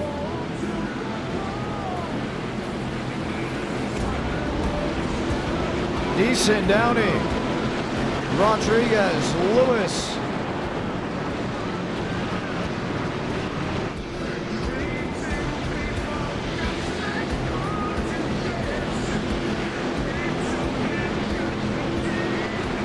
Ready to rock and roll.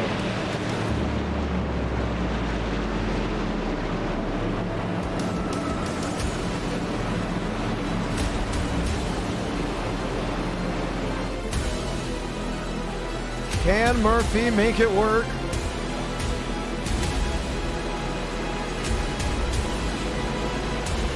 And lead at the checkered flag from where he started. Let's find out who wins Duel 2 at Talladega. Chevy on Chevy. Lined up 2x2 to the restart zone as we line them up once again from Alabama.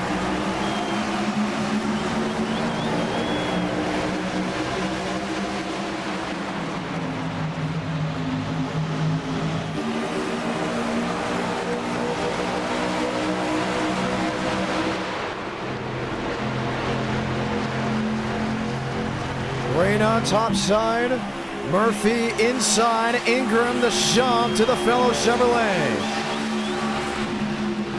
Got Deason in this duel as well, back in the 7th position. Schaefer in 6. Looking, waiting, wondering. Ingram already shoved out of line. I don't think a lot of drivers are happy how he raced at the end of iRacing Superspeedway. They don't want to sit with them, but just like how it was in Duel 1, already 3 wide, multiple rows deep.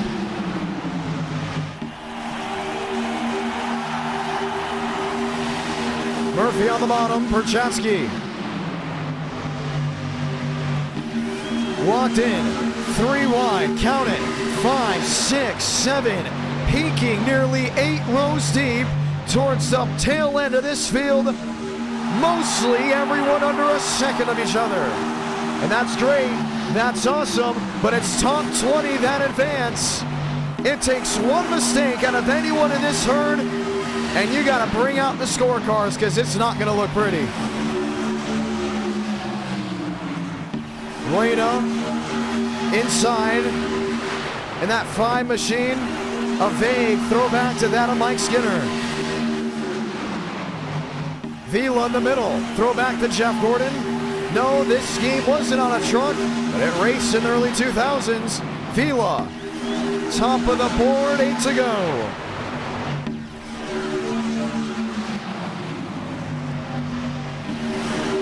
Three by 3, Deason, Horley, Hornish, Ortiz. Austin, Duggan. Yahir Rodriguez.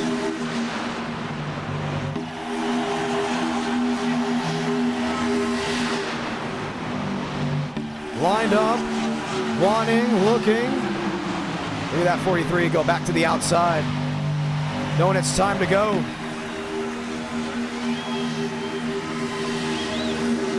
Top end moving, top end losing. Now Gatlin Downey has dropped way on back, 4 wide, shuffled down.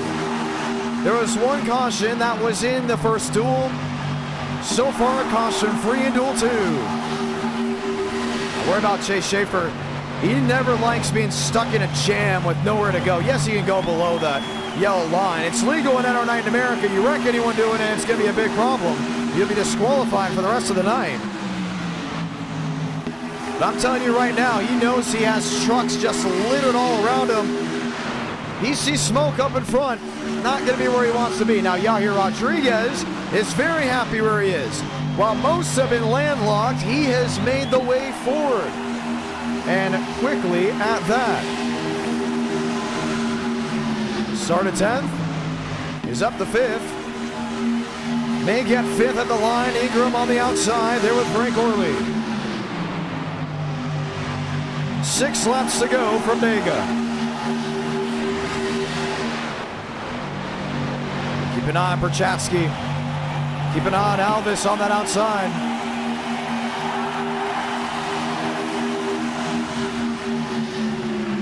Champagne leading in the 43, that being Justin. Ingram to the outside. Help from Horley, had a nose out in front, pulls back on the throttle. I just had to blip it just a little bit. Horley saying I'm done. Jumps to the outside, wants nothing to do with them. Alvis does not go with the 22. 5 to go.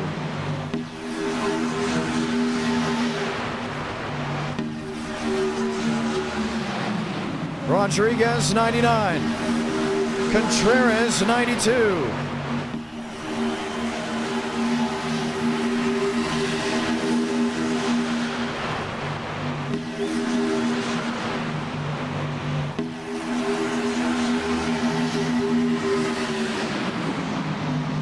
Reyna, Murphy, Champagne on that outside lane. They gotta get it going. They gotta get that third lane back going now with 5 to go. Look how far Ingram has just dropped back there with Raul Alvis. And that was one of Raul Alvis' weaknesses very early in NR Night in America. He truly didn't know who to work with in certain positions. You saw Horley go to the outside. Then as a driver that knows how to get to victory lane, he left Ingram for a reason. Alvis elected to play the safe route. Stick with the 01. Honestly, the safe route never works out. It's where you go to victory lane or sometimes even making the transfer in NR Night.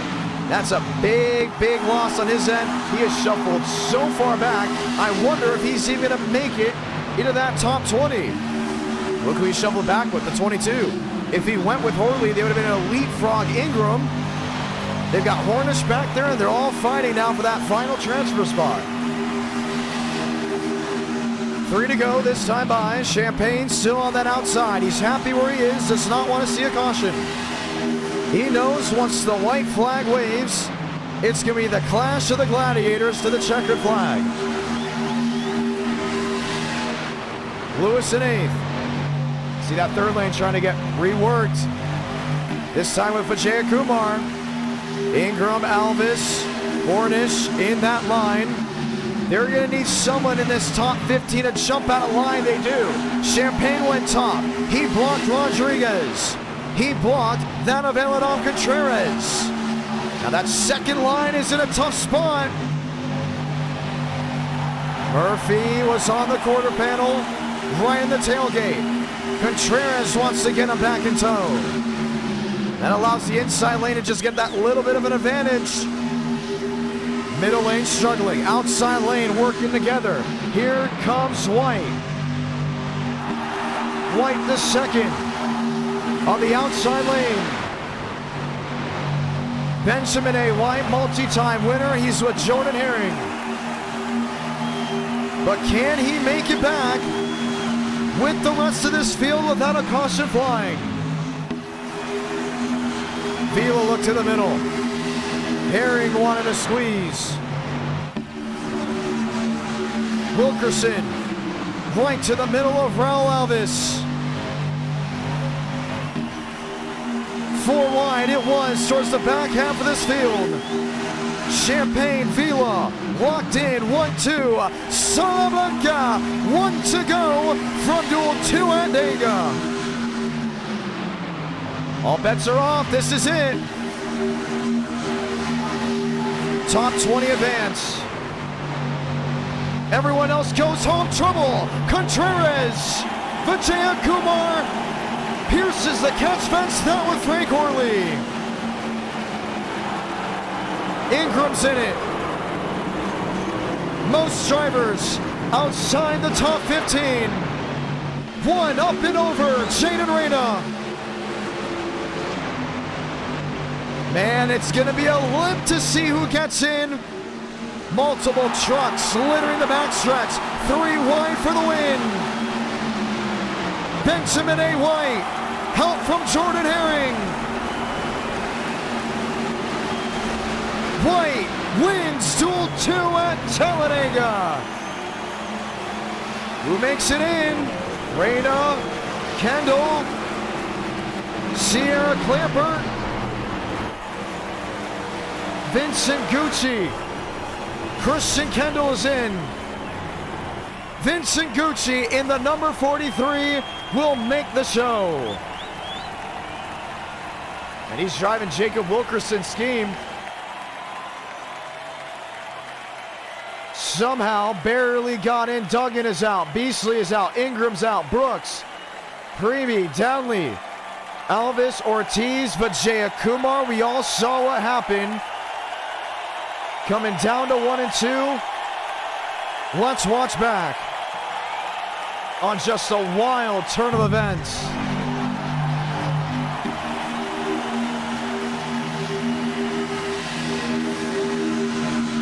Unreal. Watch back once more.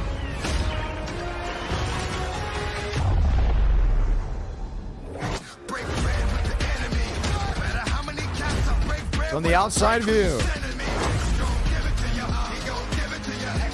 Dang, man, just pierces the catch fence. That with Frank Orley. You see how light the trucks now get off the ground. Clamper barely makes it in. This is what happened with the 5. Jaden Reyna goes tumbling.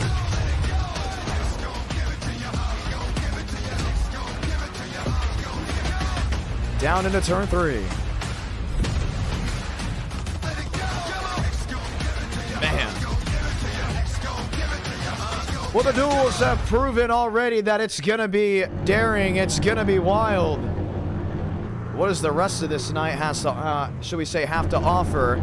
As it's going to be 40 laps of action in the main event. What do you think of duels? Do you like them? Do you not? Let's get ready to go green.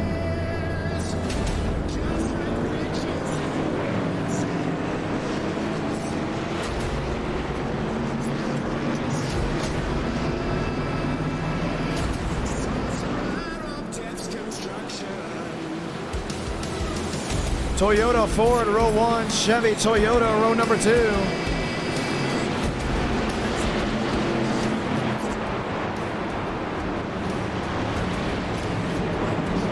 .40 laps of action. Thurston versus White.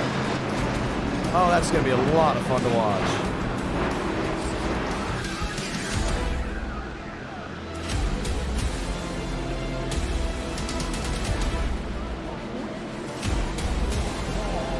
Time to go green.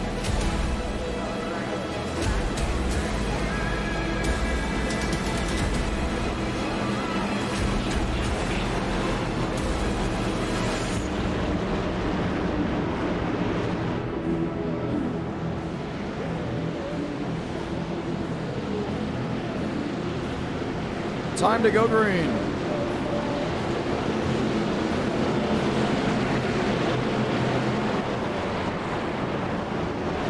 Lights off, top of the pace car.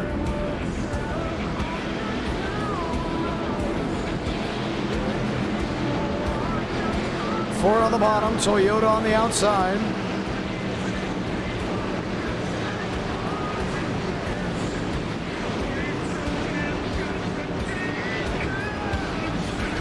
Thurston 1 duel 1, White 1 duel 2. You look at all the drivers lined up behind, and they made it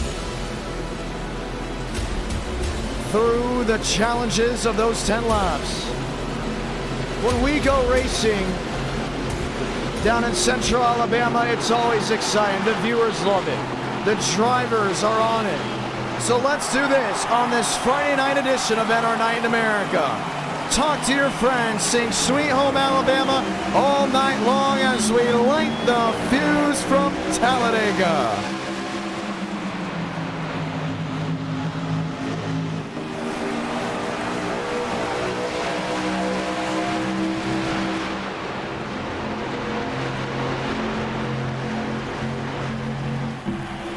Wilkerson, the 43.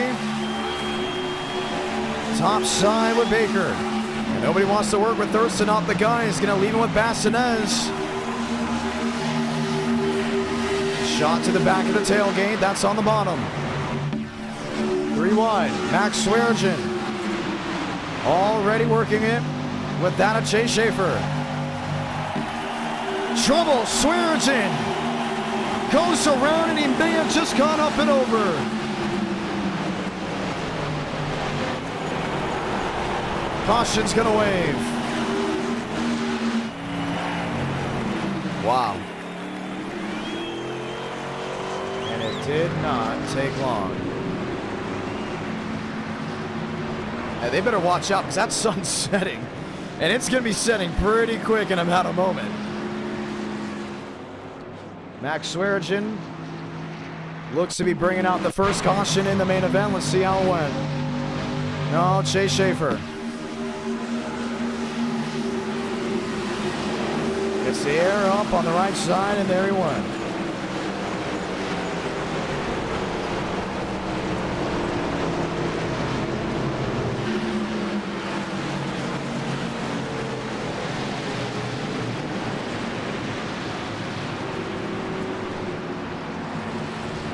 Took no time. Remember, they were the first drivers to try that 3 wide. Let's ride on board with the 15.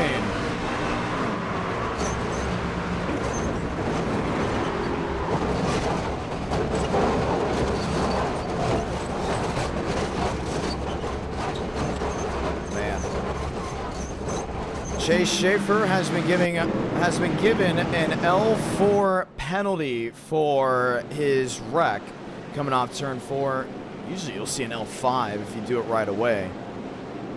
So an L4, that may be a little bit nicer than people may have expected. But already bringing the caution out before we even got to complete the first lap under full saw. Let's talk to Max Swearengin after his wild wreck off 4. Swaggy, so John, you got a copy. Hi, hold up. Hello. How's it going? I went for a ride. I didn't expect that. That was one of the softest pushes ever, and it just got me around. So that's really unfortunate to happen on that one. Hey, that sun's setting. We got to beat that clock. Yeah. And we already got a caution early on. We obviously got Schaefer now with a penalty on that. Actually, we're trying to see exactly how many guys are involved because we may be seeing the one to go this time by, worried about time management. My question is right now to you, 1, are you out? 2, do you have a shot at winning? I'm not out. I only have 56 seconds of damage, so I'm going to get that fixed, take some tires. It looked like you just jumped a cloud and landed back on all 4s like nothing. It honestly felt like it because I held the brake. I think holding the brake caused it to get more airborne, but I mean, it's lap 2. I'm going to get everything fixed. Just want to not do that again because once it pushed, it just whipped it around. So I'm gonna try to be better at that. But I mean, good thing it happened early on and not like midway or later on throughout the race. Well, we'll have an opportunity to speak with you possibly again, but we're gonna get the one to go right away. They're not waiting around. Worried about that clock. And these penalties are coming out quicker. They're gonna be a lot harsher. It's gonna be a new way for you to attack this race. What do you think? Yeah, I think it's going to be a brand new way to see how this is going to go through. So we're just going to give it our best shot, and I want to get back to the victory lane. Gonna be a lot of fun. Good luck out there. Thank you. That's Max Swearengin, ladies and gentlemen, the driver number 15. We got a lot of cars with airtime today. I won't say obviously at Sonoma, but definitely here at Talladega. If you came to see trucks getting lifted off the ground, you definitely have it. So we'll get ready to roll it back once again. 300 likes, we will see race number 3. Reason why, only 2 races that are on the schedule tonight. Very simple, we'll be broadcasting in person live at the National Fairgrounds Speedway tomorrow. That's 9 featured events ready to rock and roll. Ford, Chevrolet, row 1. Let's try it again. 37 laps to go from Talladega.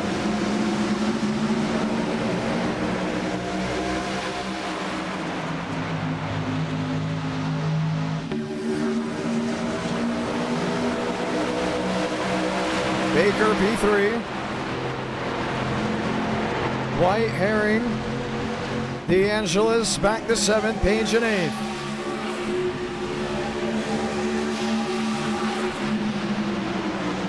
Baker's on that outside. He's got White right in tow.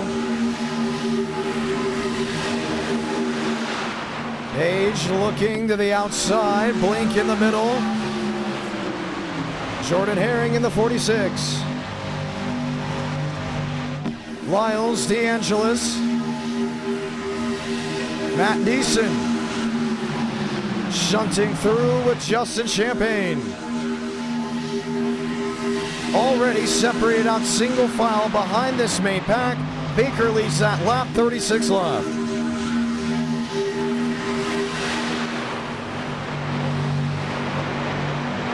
Neeson in 8th. Page in 9th, Champagne in 10th.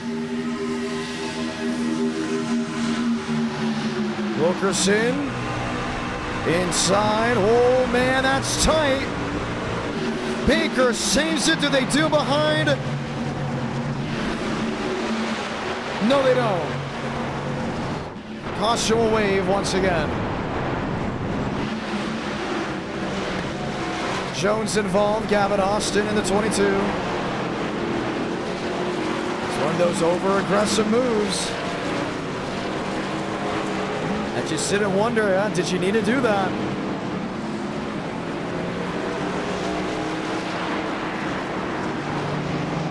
Man.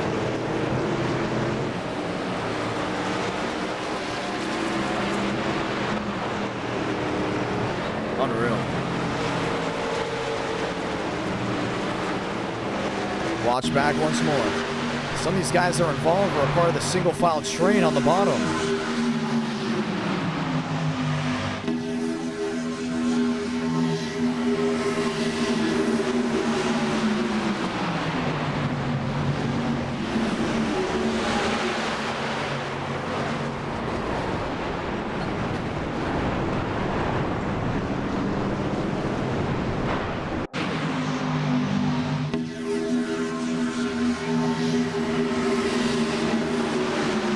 Going to be on the 25.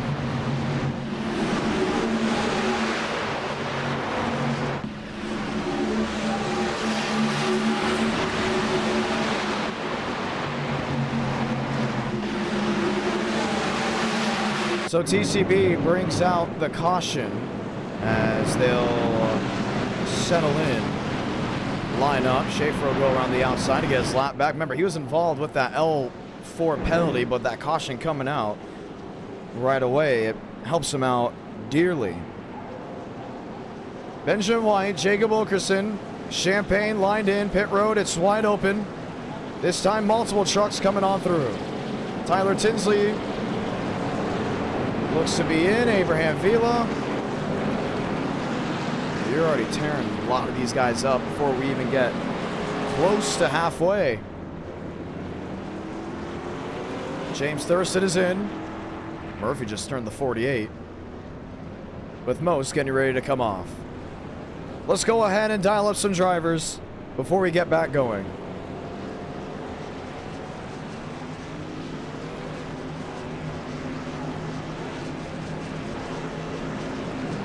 It's always interesting to talk to. You know, we haven't talked to Tyler Tinsley in a long, long time. Tyler, it's John. You got a copy. What's up, Ramos? Hey. We saw you running up front in that duel, man. That was sweet. Thank you. You know, I got pretty lucky there. I just avoided that wreck. But now we're here. We're in the show. That's the main goal. Well, that's what we love. The trucks, we've done trucks a million times, but this package is fairly new. The big question now is, what do you think the rest of this race is going to look like? So a lot of the drivers and admins have talked about the sunlight. It's the biggest thing. So as of right now, we can see the use of that hopefully for targetedly, but or just cross the finish line first. That's the only goal right now, honestly. Tyler I haven't won in Tinsley would 20 be years. crazy. Yeah, I'm about to say, we haven't seen you win since what, 22? Yeah, since the face car. Really? Yeah, the closest I That's ever right, it's the finished home is my car and then the birthday. face car. Man, it's been a while. No, Factor. Factor, that's right, you had the Factor car, but you did make a home car, I remember that one. Yeah. Well, actually, Timmy ran that one, but the closest I've been to winning since was on my birthday, but Dirty Demos had the deal from it. Well, we're getting a penalty update here. It was Benjamin A. White and Baker that will be given an L1 penalty. So they'll be going towards the tail end of the field. What's up with the cars? What's up with the trucks? People are saying you can't push like you used to. You're trying to push the same way as that last update. Is it really that light on the feet? Personally, I don't like do iRacing that much, but I just noticing to see just riding around the pack, my back end just gets a lot more loose in the truck. Like, and even you probably know now too, in the few races that you've done in the trucks and in our night get raced by. Usually in the Superspeedway, it's like be fine, but even like here, your back end is gonna be loose. That's very interesting. And we've seen already guys get up and into the air. I mean, you had Schaefer getting the back end of Swaggy. From what I heard, some people were saying that it wasn't his fault. We saw the replay. It was his fault. Did he mean to do it? Obviously not. And I don't think Benjamin A. White was in the same deal here. It's the fact that this car, or should we say this truck, is now a completely different sit still, stand still, however you want to call it, with how things used to be. So it's either going to be adjust on the fly or you're going to be hanging out in the back a lot. What do you think? So I got involved in that last wreck a little bit, so as right now, I'm just gonna play it as I go. I'll be back here with Dog and Baker to see where that fixed stage is. So I'll just see how it looks like 20 laps. The last time. Yeah, it's gonna be interesting. It's really gonna be interesting to see how this goes. Good luck out there, Tyler. Thank you. That's Tyler Tinsley. Another penalty report. There are a lot of drivers speculating, talking about what that rear end just feels like, that tailgate, you know, the tailgate here on the truck. Once you tap it, it becomes overly light, at least in the conditions that we have right now. So keep that in mind. I'm not sure what the rest of this truck race will look like. But you just never know. Let's get ready to go back green.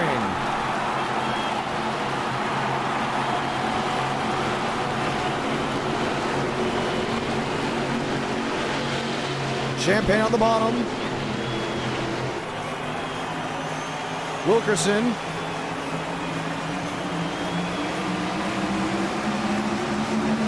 Outside lane, 32 laps to go.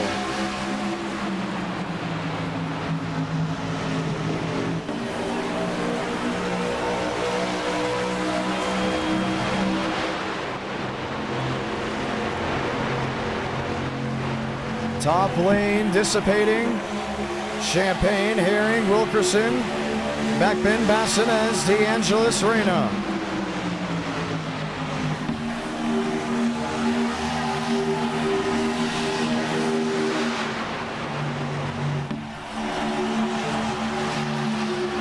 T. Jones outside. Kendall inside, and already look at the separation that has been made in this pack just from what we saw in the duels previously. And the duels showed a completely different style of racing, 3 wide right off the gun. There's so much worry about the rear bumpers that they're now taking the precautious line. Instead of having the top 25 under a second, it's 14 under a second. Mosteller in that position. 31 to go.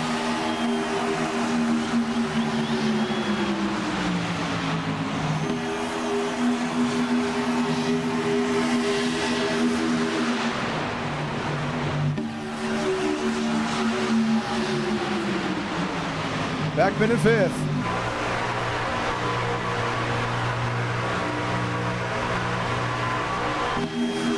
DeAngelis was peeking towards that outside lane. Couldn't get anything to fly. Jacob Wilkerson leads this one, 30 to go. EBR 1-2, Bassinez. Jaden Raynham, once again, he got line on the fleet. Should we say line on the feet at the conclusion of one of those duels, the second duel indeed.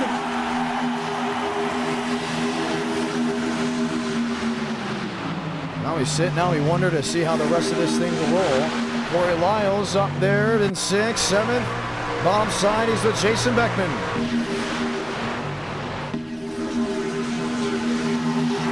Herring in the middle. Champagne on the bottom. Lyles on the outside lane. Give that one to Jordan Herring, and 3 wide, it's back. 4, 5, maybe 6 rows deep. The big thing is you're up there, you just saw what happened. How do you time these pushes? How do you line them up? Some of the trucks have that piece of tape on that back spoiler to let the ones know that are pushing where the center clearly is. But other trucks don't have it on iRacing, as some of you can see. So when they hit the back end, you say, oh no, I hit square. It was the guy in front that was going left and right. I think with this new package, over the next couple of weeks and months and at our night in America, you're going to see a lot of guys start adding back that piece of tape to let others know where that center is. Dude, it means so easy to turn the rear of these machines. 4 wide, Mosteller let him back. I don't think he likes what he's seeing. Riding on with Frank DeAngelis.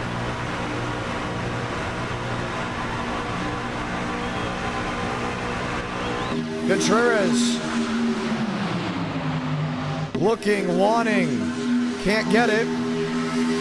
Herring, leader on the bottom with Justin Champagne. And what a big flip from what we saw in Sonoma.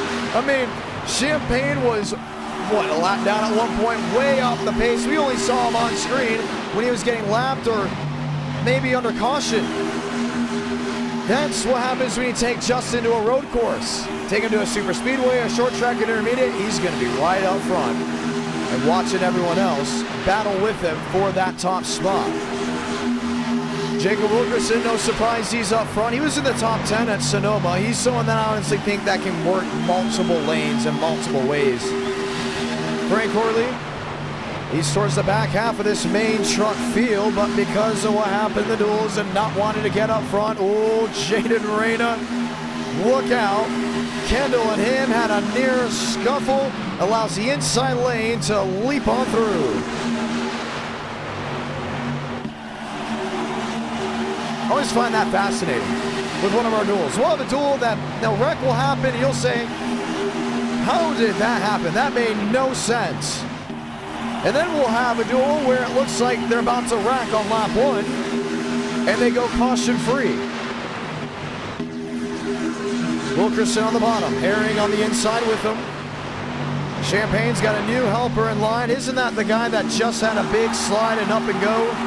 That's Max Swearigan, who went line on the feet off turn 4, now shoving that of the machines on the outside. Ever wonder what it looked like, or what it would look like if you're in the middle or back half of this field? And at our night in America, here's Sierra Clamper. Look at her inputs. Letting off again. She doesn't care about going 190, 191. She just doesn't want to run right in the back of Abraham Vila. Now, if I'm Clamper, I know Vila understands how to get to the front. Same with Horley. Who do I work with? When do I work with them? Do I wait? Is it too early? Do I sit back?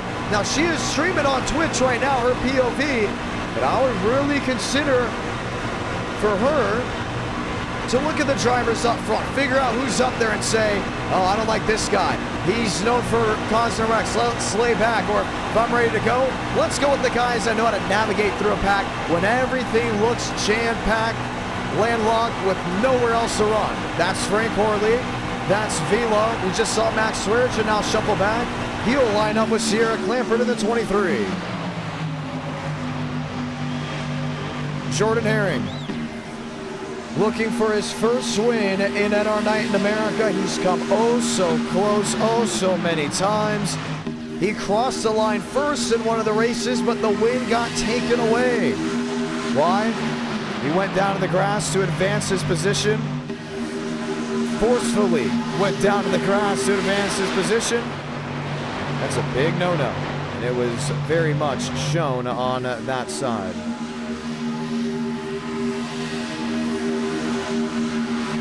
Champagne top, Wilkerson bottom. Previously mentioned, you can tell the sounds are different on these trucks. It's more of a thundering sound instead of a high-pitched screech. Baker outside there with Frank Orley. He'll line up again, 3 wide. 3, 4, 5, wanting that 6 rows deep of machines.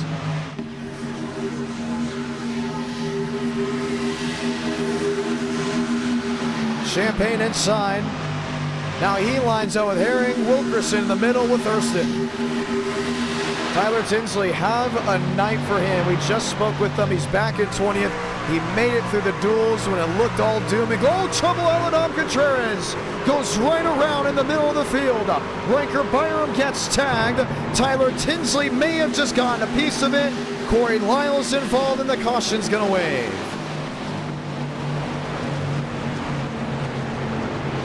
And we were just on board with the 75.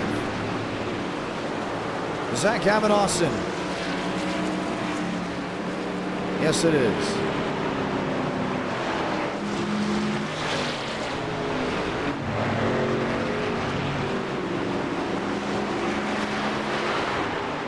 Wow.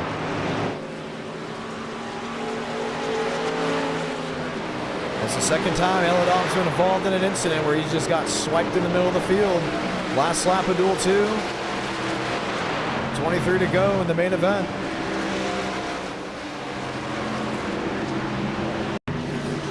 Let's watch back. 30 laps previous, 30 seconds previous. Watch Eladon, middle of the field at M&M's number 92.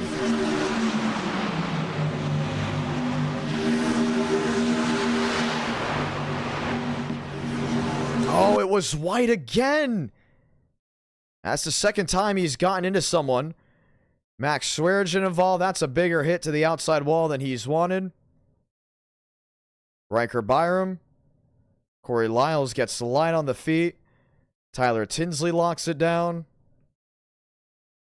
And that is twice now that dog has had an incident like that. Watch again. Watch the 17. Contreras is right there.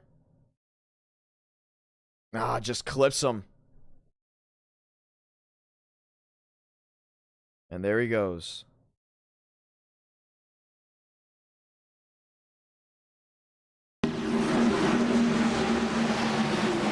Contreras does a great job of locking it down. The big worry for him is he was just stuck driver's side with the field coming his way. Lampert and others, they got through. The caution is out once again. Frank Horley's your race leader. Jacob Wilkerson, haven't spoken with him just yet. Let's see if we can go ahead and dial him up.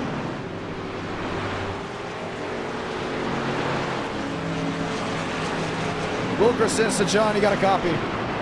Yes, I do. Well, it's been interesting. You're racing the sun. The time is right now on everyone's side after we just had a little bit of a green flag run there. We still got 21 laps to go. You're not guaranteed at the race ending at 21 laps to go, obviously, if we have overtime. But a lot of these rear-end bumper hooks, I feel like I usually talk about that when we go Gen 4 racing, how easy it is to lift them off the ground. But this is now the third wreck we have had for a caution that has resulted in the bumpers being turned off the tailgate. What's your opinion? Yeah, this new aero package with the new update is way different than the one we had before. Like, you have to be a little easier pushing people. There's a way big. The side drafting is much stronger. Yeah.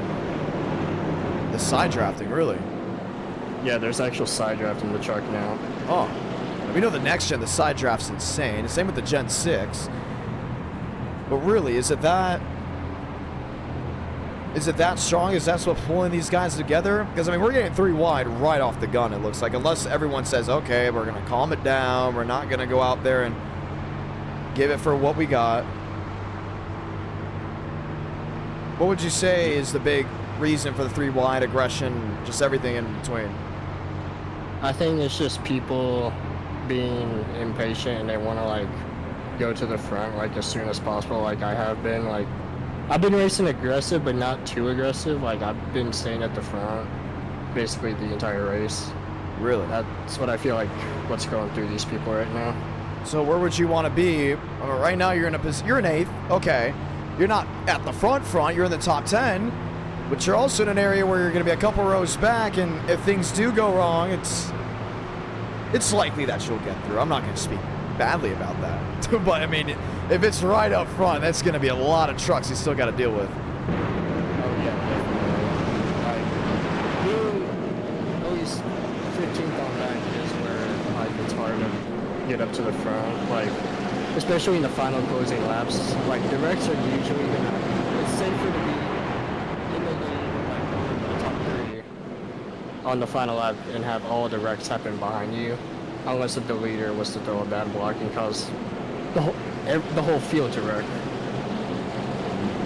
Well, things are interesting, aren't there? Aren't they? Should we say? Good luck. Thank you. That's Jacob Wilkerson, ladies and gentlemen. He sounds a little tired, doesn't he? He's had a long day. A lot of us have had a long day. Hopefully you guys enjoy your Saturday by watching racing at the Nashville Fairgrounds Speedway if you have the opportunity to attend, or maybe going out there to race. Some drivers in our Night in America go out to the fairgrounds to race pretty often. Connor Jones, Aiden Walker. We just had Harvick today. He raced at the fairgrounds a couple events ago. Baker, Thurston, Schaefer, Neeson, or you can watch it live on Racing America, Track TV. Lights are off. Frank Horley, no surprise here, he's up front. That's no shock to, I think, anybody.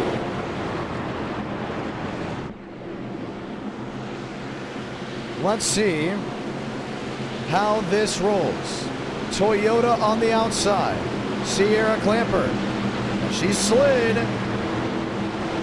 Wonder about the tires, or worry about the tires just a little bit. Corley should get her off the start. 19 laps to go from Central Alabama. You're watching NR Night in America live from Talladega.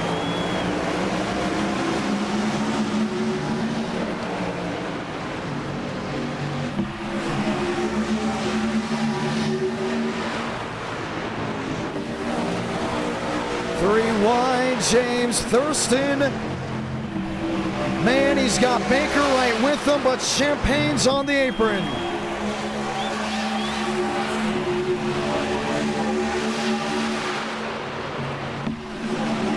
Trouble. Clampered outside wall. There goes one. Up and into the air, Abraham Vila. And the caution will wave again. Tyler Tinsley. Oh, he got a piece of it. Man. And you're getting into that pinkish sky, you start wondering, what's it going to be? The thing about everything is the fact that Benjamin A. White got an L4, he's still going to have to answer that.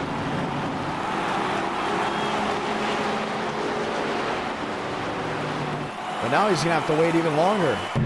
Let's go see what happened.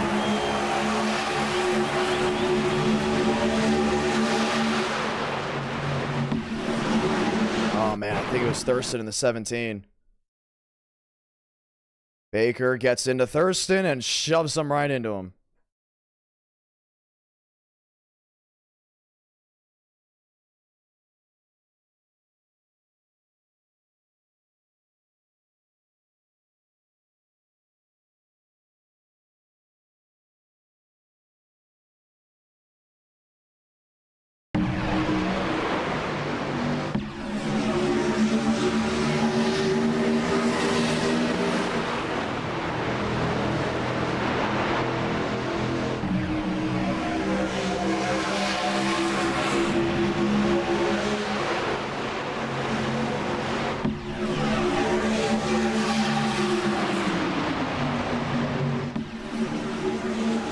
Baker just got right in the back end. And you can see Vila get his entire truck up in the air.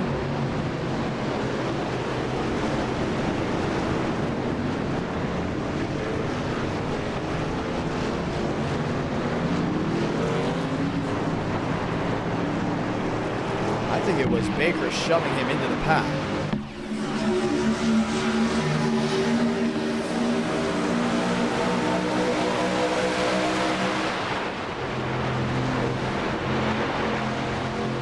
Rewind, you see Justin on the apron. Watch this move. Watch the 25. 17. Bam! Oh, man. He had no opportunity to react at all. It's going to be interesting how the admins pick it. With 17 laps to go, something has got to be done, and in a hurry. They're calling 1 to go because they're worried about the light.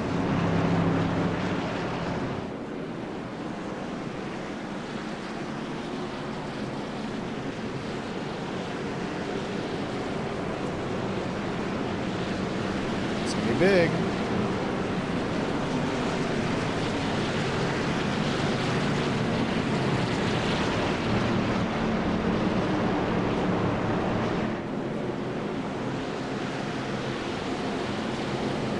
Checking, looking, wondering. Brad Yelich driving on the hot pass. So thankful for that as we get ready to finish off what was started just around an hour ago. 17 will be 16 laps to go. Horley, Herring, Deason, Wilkerson up inside that top 4. Pace car once again will make the hard left onto pit road. Horley's got to think to himself, if we continue to have cautions and we have to call the race due to darkness, he's got to be in position. But that's if things continue. They get a 5 green flag lap run. They're going to be right in business. Let's go again. 16 laps remaining from Talladega.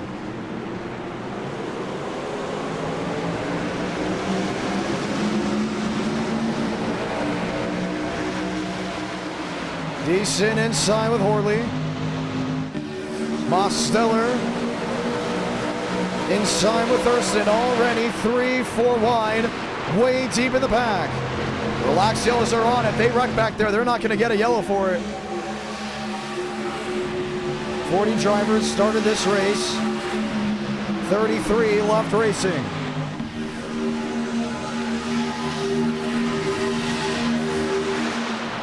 Herring in the middle. Wilkerson in the middle. Deason on the inside with Frank Horley. Horley leads coming off turn 4.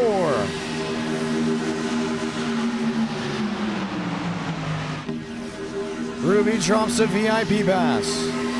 Happy summer to all. Herring out front. Herring to the point. Thurston, Page, Mosteller sitting, waiting, wondering. Deason up the hill. Gets into Herring, but keeps it going forward. I think he wanted to either sit with Horley or he got in the back end of the 22.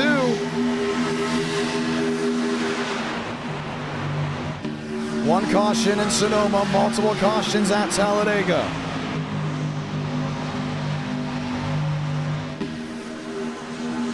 Thurston on the inside lane, he's with Mosteller. That sun is peaking way behind the grandstands. This is looking like it could be it. They need this race to go green. Deason on the apron.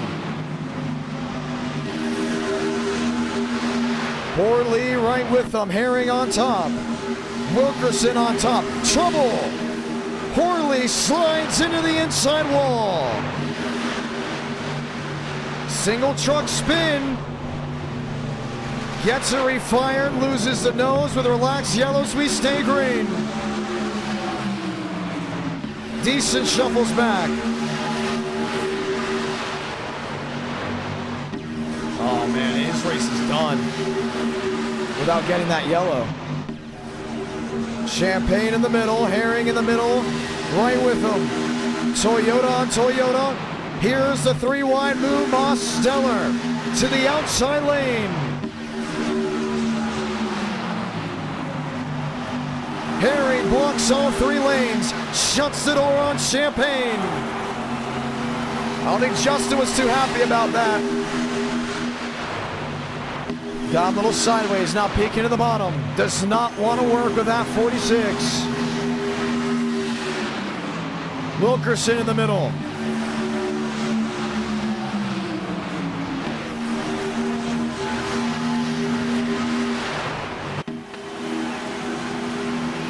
Herring 46, Wilkerson 43. Christian Kendall in the 36 has arrived on the scene. Champagne below the apron. 4 wide for position. Champagne on the apron again. And Jordan Herring has just had big struggles with that truck. Very little truck control. And this time puts Champagne in a bad spot. And you can say it was also lack of patience. Riker Byram's with the 46. DeAngelis is to the lead. He's got Moss Stellar. Kendall, Bassinez, Lewis and Byram. Sticks on the board. This time by will be 11 laps to go.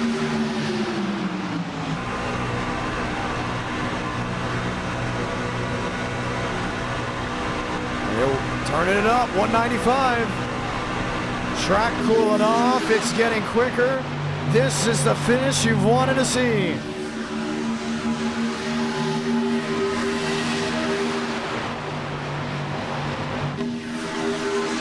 Kendall in the 38, Bassinez right with him. Reyna with Herring now on the bottom, decent shuffle down. He's with Max Sweargin. Max has been in 2 cautions tonight, and he still has a race-winning truck. Bassinez up top. Reyna's gonna go with him. Say goodbye to Carpenter. Should we say goodbye to Kendall? Kendall in the middle. 1 to the outside, that goes McConaughey. Go time, 10 to go. 4 wide deep. Oh man. Jason Beckman got squeezed and he's looking to make it through. He's got the 24 right with him.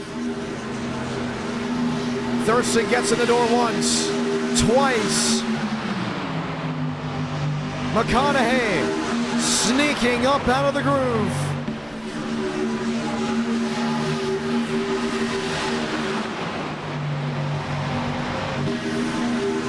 Three by 3, 4 rows deep. 9 to go.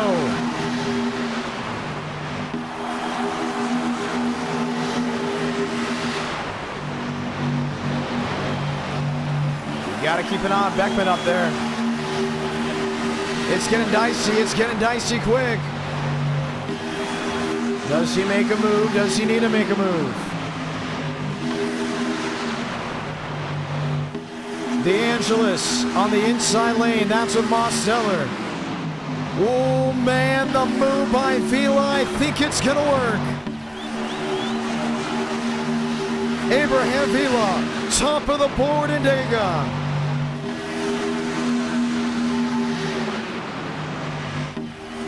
River Page right in the thick of it. Aiden McConaughey right in the thick of it. 3 wide still. Kendall stuck in a jam. Thurston looking top. McConaughey shuts the door on the Ford. They're getting restless right here. They're not just racing the laps, they're racing the sun that's setting at Talladega. If you're just joining us, welcome. Rush hour from Central Alabama. Jaden Reyna in that second lane now has Bassinez. Vila shuts the door, and it's Chevrolet's back locked in 1, 2, 3. Look at Page, looking to the outside. He's got Beckman, that's an ally. Wants to go with Wilkerson, he'll do just that. 7 to go.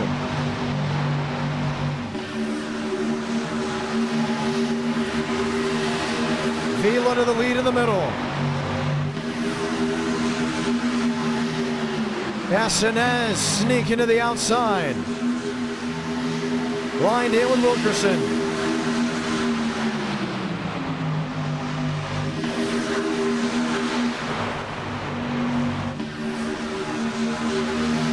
Gotta watch out, Bassinez around that middle.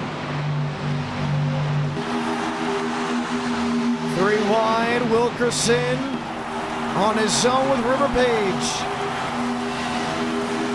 6 to go. Gotta get something right here. Thurston on the outside, Delgado. 4 wide, there with McConaughey. Max Swearingen as well. Riker Byram. Stuck 4 wide inside, 1 outside wall. Delgado keeps the truck pointed in the right direction.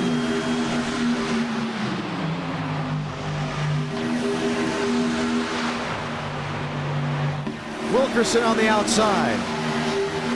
Reyna right with him. That pink sky soon turn into darkness. 5 to go from Talladega.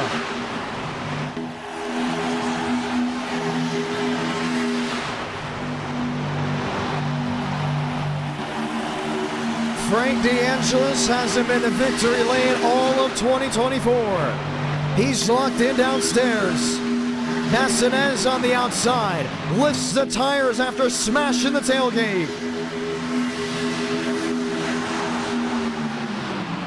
Most on the bottom. That was DeAngelis. Kendall on the outside. That was Champagne. If it's going to happen, it's going to have to happen now. Whoa, Jonathan T. Jones. Sideways to wreck it even more. David M. Johnson into the outside wall. Aidan McConaughey parked on the front straight. Caution will wave, and we're going to see a late restart.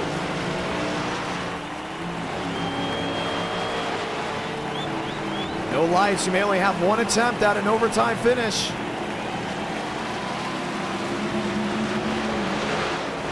And it looked like we were going to go all the way.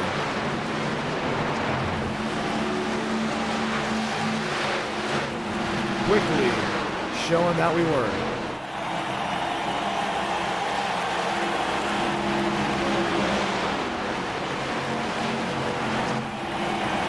Let's watch back. See how it all unfolded. Johnson came down into Jones. He was able to lock it up. But for everyone else, there was really nowhere to go.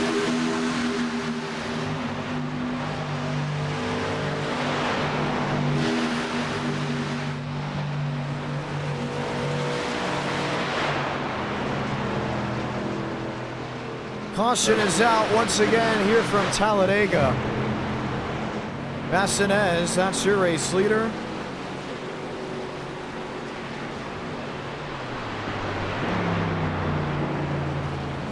As we'll get ready to see it all again. And we got to sit and wait now because someone's coming to pit road. We don't know who.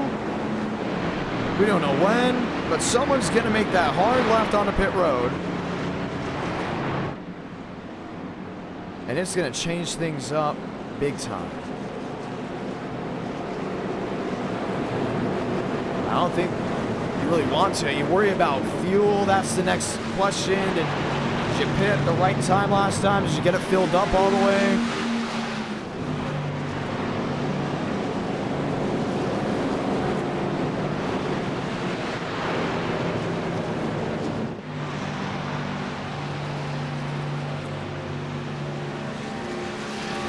be something. Nobody coming in, minus William Schmidt, that was involved in the incident. Contreras, others, we're going to give it the one to go. This time by, this is not an overtime attempt. This is a green, white checkered, but under regulation, under the conditions you have. This is going to be the finish from Talladega.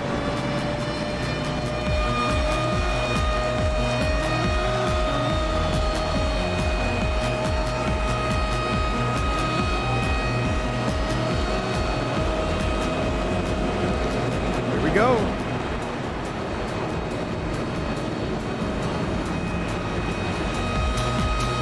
Do you have enough to make this work?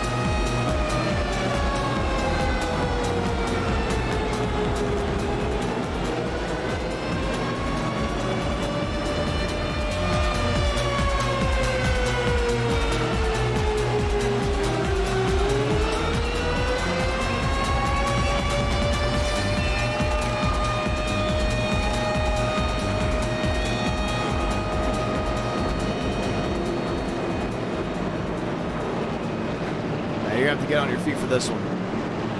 Freddie Bassinez going for his first win in NR Night in America. Abraham Vila, Jacob Wilkerson, Frank DeAngelis. It's dark out. It's tough to see. But these are the conditions that lie with just 2 laps remaining.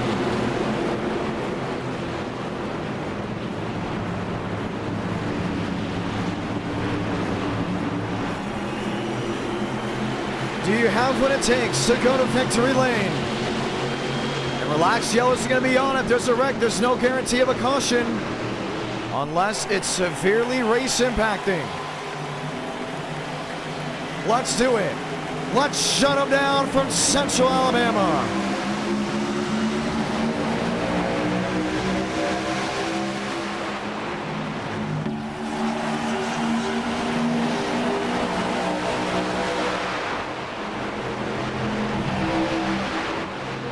Vila, help from DeAngelis, Mosteller in tow.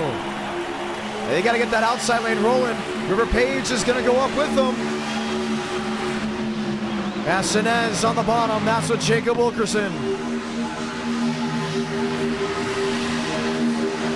Vila to the bottom, lines in with Bassinez. And Page is going to have company here. But is it going to be enough?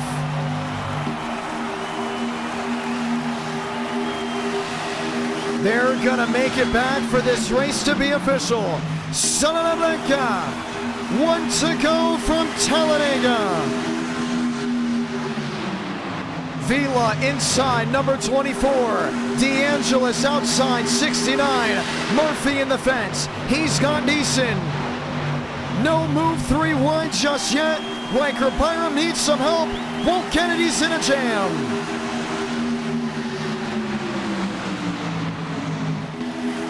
Final spots up for grabs. The race win.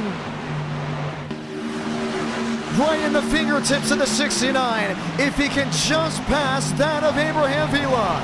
Can't go to the bottom. Champagne spinning. There they go. Back half of the field. This is the race to the finish. Vila gets turned. DeAngelis on the inside. Ricks to the line. Waiting on scoring, he's got it! Frank DeAngelis, victorious from Talladega! His first win in nearly a year!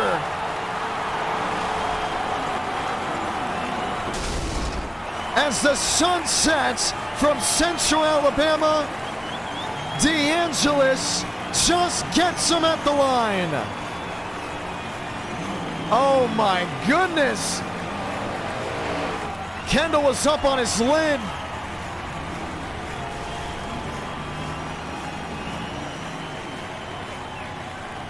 Wow. Jordan Herring in 4th. was oh so close. Mosteller, we're getting a call to review it just in case there may have been a scoring issue. So we're going to review it in the meantime as Frank DeAngelis does donuts without a nose to his truck. Wow. Watch back on this finish.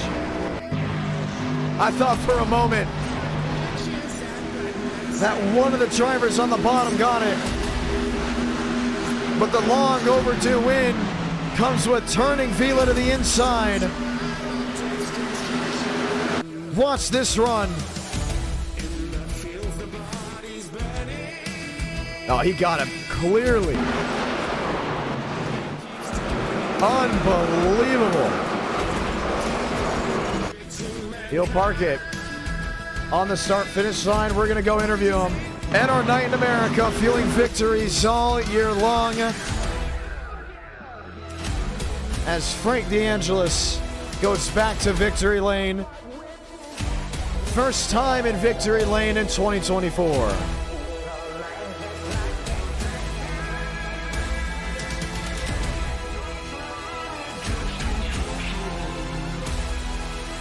Frank, it's a John, you got a copy. Oh, we're so back. We're so back. We're so back. So back. We're so back. There's no scoring issue there, buddy. Oh, there is no scoring issue for sure. We're so back. Talk to me about this race. The sun is setting. You're in position. I think we all felt it. It was like, oh man, this is going to be it, isn't it? This is going to be the moment. And oh boy, was it the moment. Oh man, yeah, you see what happens? You see what happens when I actually choose to run up front and don't get wrecked by Dumb and Dumber? That's a quote. Man. Wow. Can you believe it? Honestly, on the restart, I had a feeling. But I was like, You're on that outside lane, coming to the white flag. They're wrecking behind you. You had Mosteller right with you. I can't say I'm fully shocked, but wow. I'm shocked. Oh, man. That's unbelievable. That is just unbelievable right there. I didn't expect that at all. We're so back. He's back, ladies and gentlemen. I never left. I just didn't know how to find victory lane for the life of me. And now that I actually won, now I can actually, like, you know, say I'm relevant. That's awesome. We got War Pigs playing in the background. Don't know. What do you want to say to the viewers back at home? For anyone calling me washed, yeah. Nuh-uh. Oh, man. I mean, it was a super speedway race, but this is definitely does not matter. It does not matter. We had 62 drivers in here. A bunch of them had to go home just off the duels. Oh, man. I know you saw the replay for all those wrecks. The fact that I didn't get right hooked out of any of those heat wrecks was a miracle. It was. I thought you were going Even up and over in a couple. During the race, I'm pushing Riker like fifth on the inside lane. He's saying he's falling asleep. He gets hooked. I barely avoided that one. Wow. Unbelievable. I'm speechless. The Abraham Vila, the wreck coming through the tri-oval.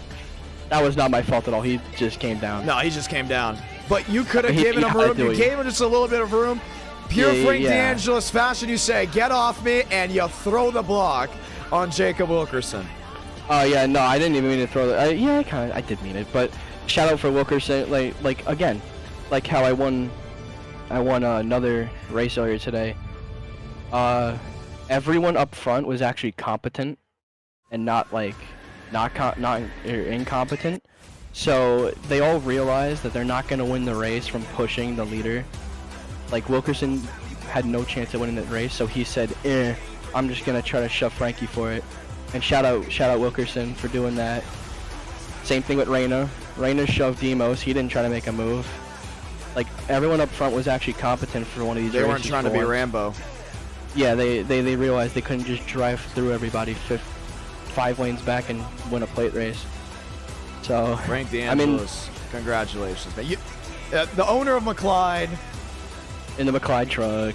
In the McLeod truck. Oh my gosh, it's the McLeod truck. I was wondering Why there's a Colorado sticker on it?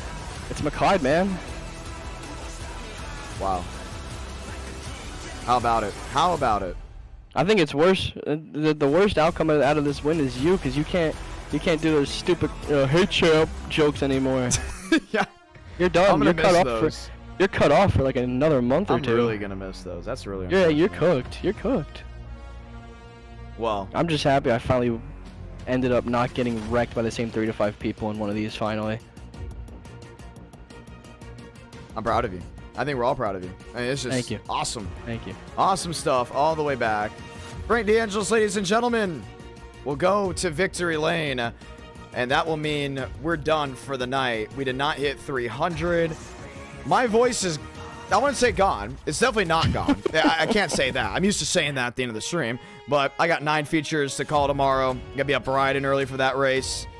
I gotta get ready to lock and load, but hey, I think this is a successful stream. This was really fun. Yes, It got me prepared. For the ones that don't know, when I do 2 races before a broadcast, tomorrow, I just know I'm gonna be on it. Loose already tonight. It's like batting practice the night before a game, and then you have batting practice right before the broadcast, which are the qualifying calls that I do.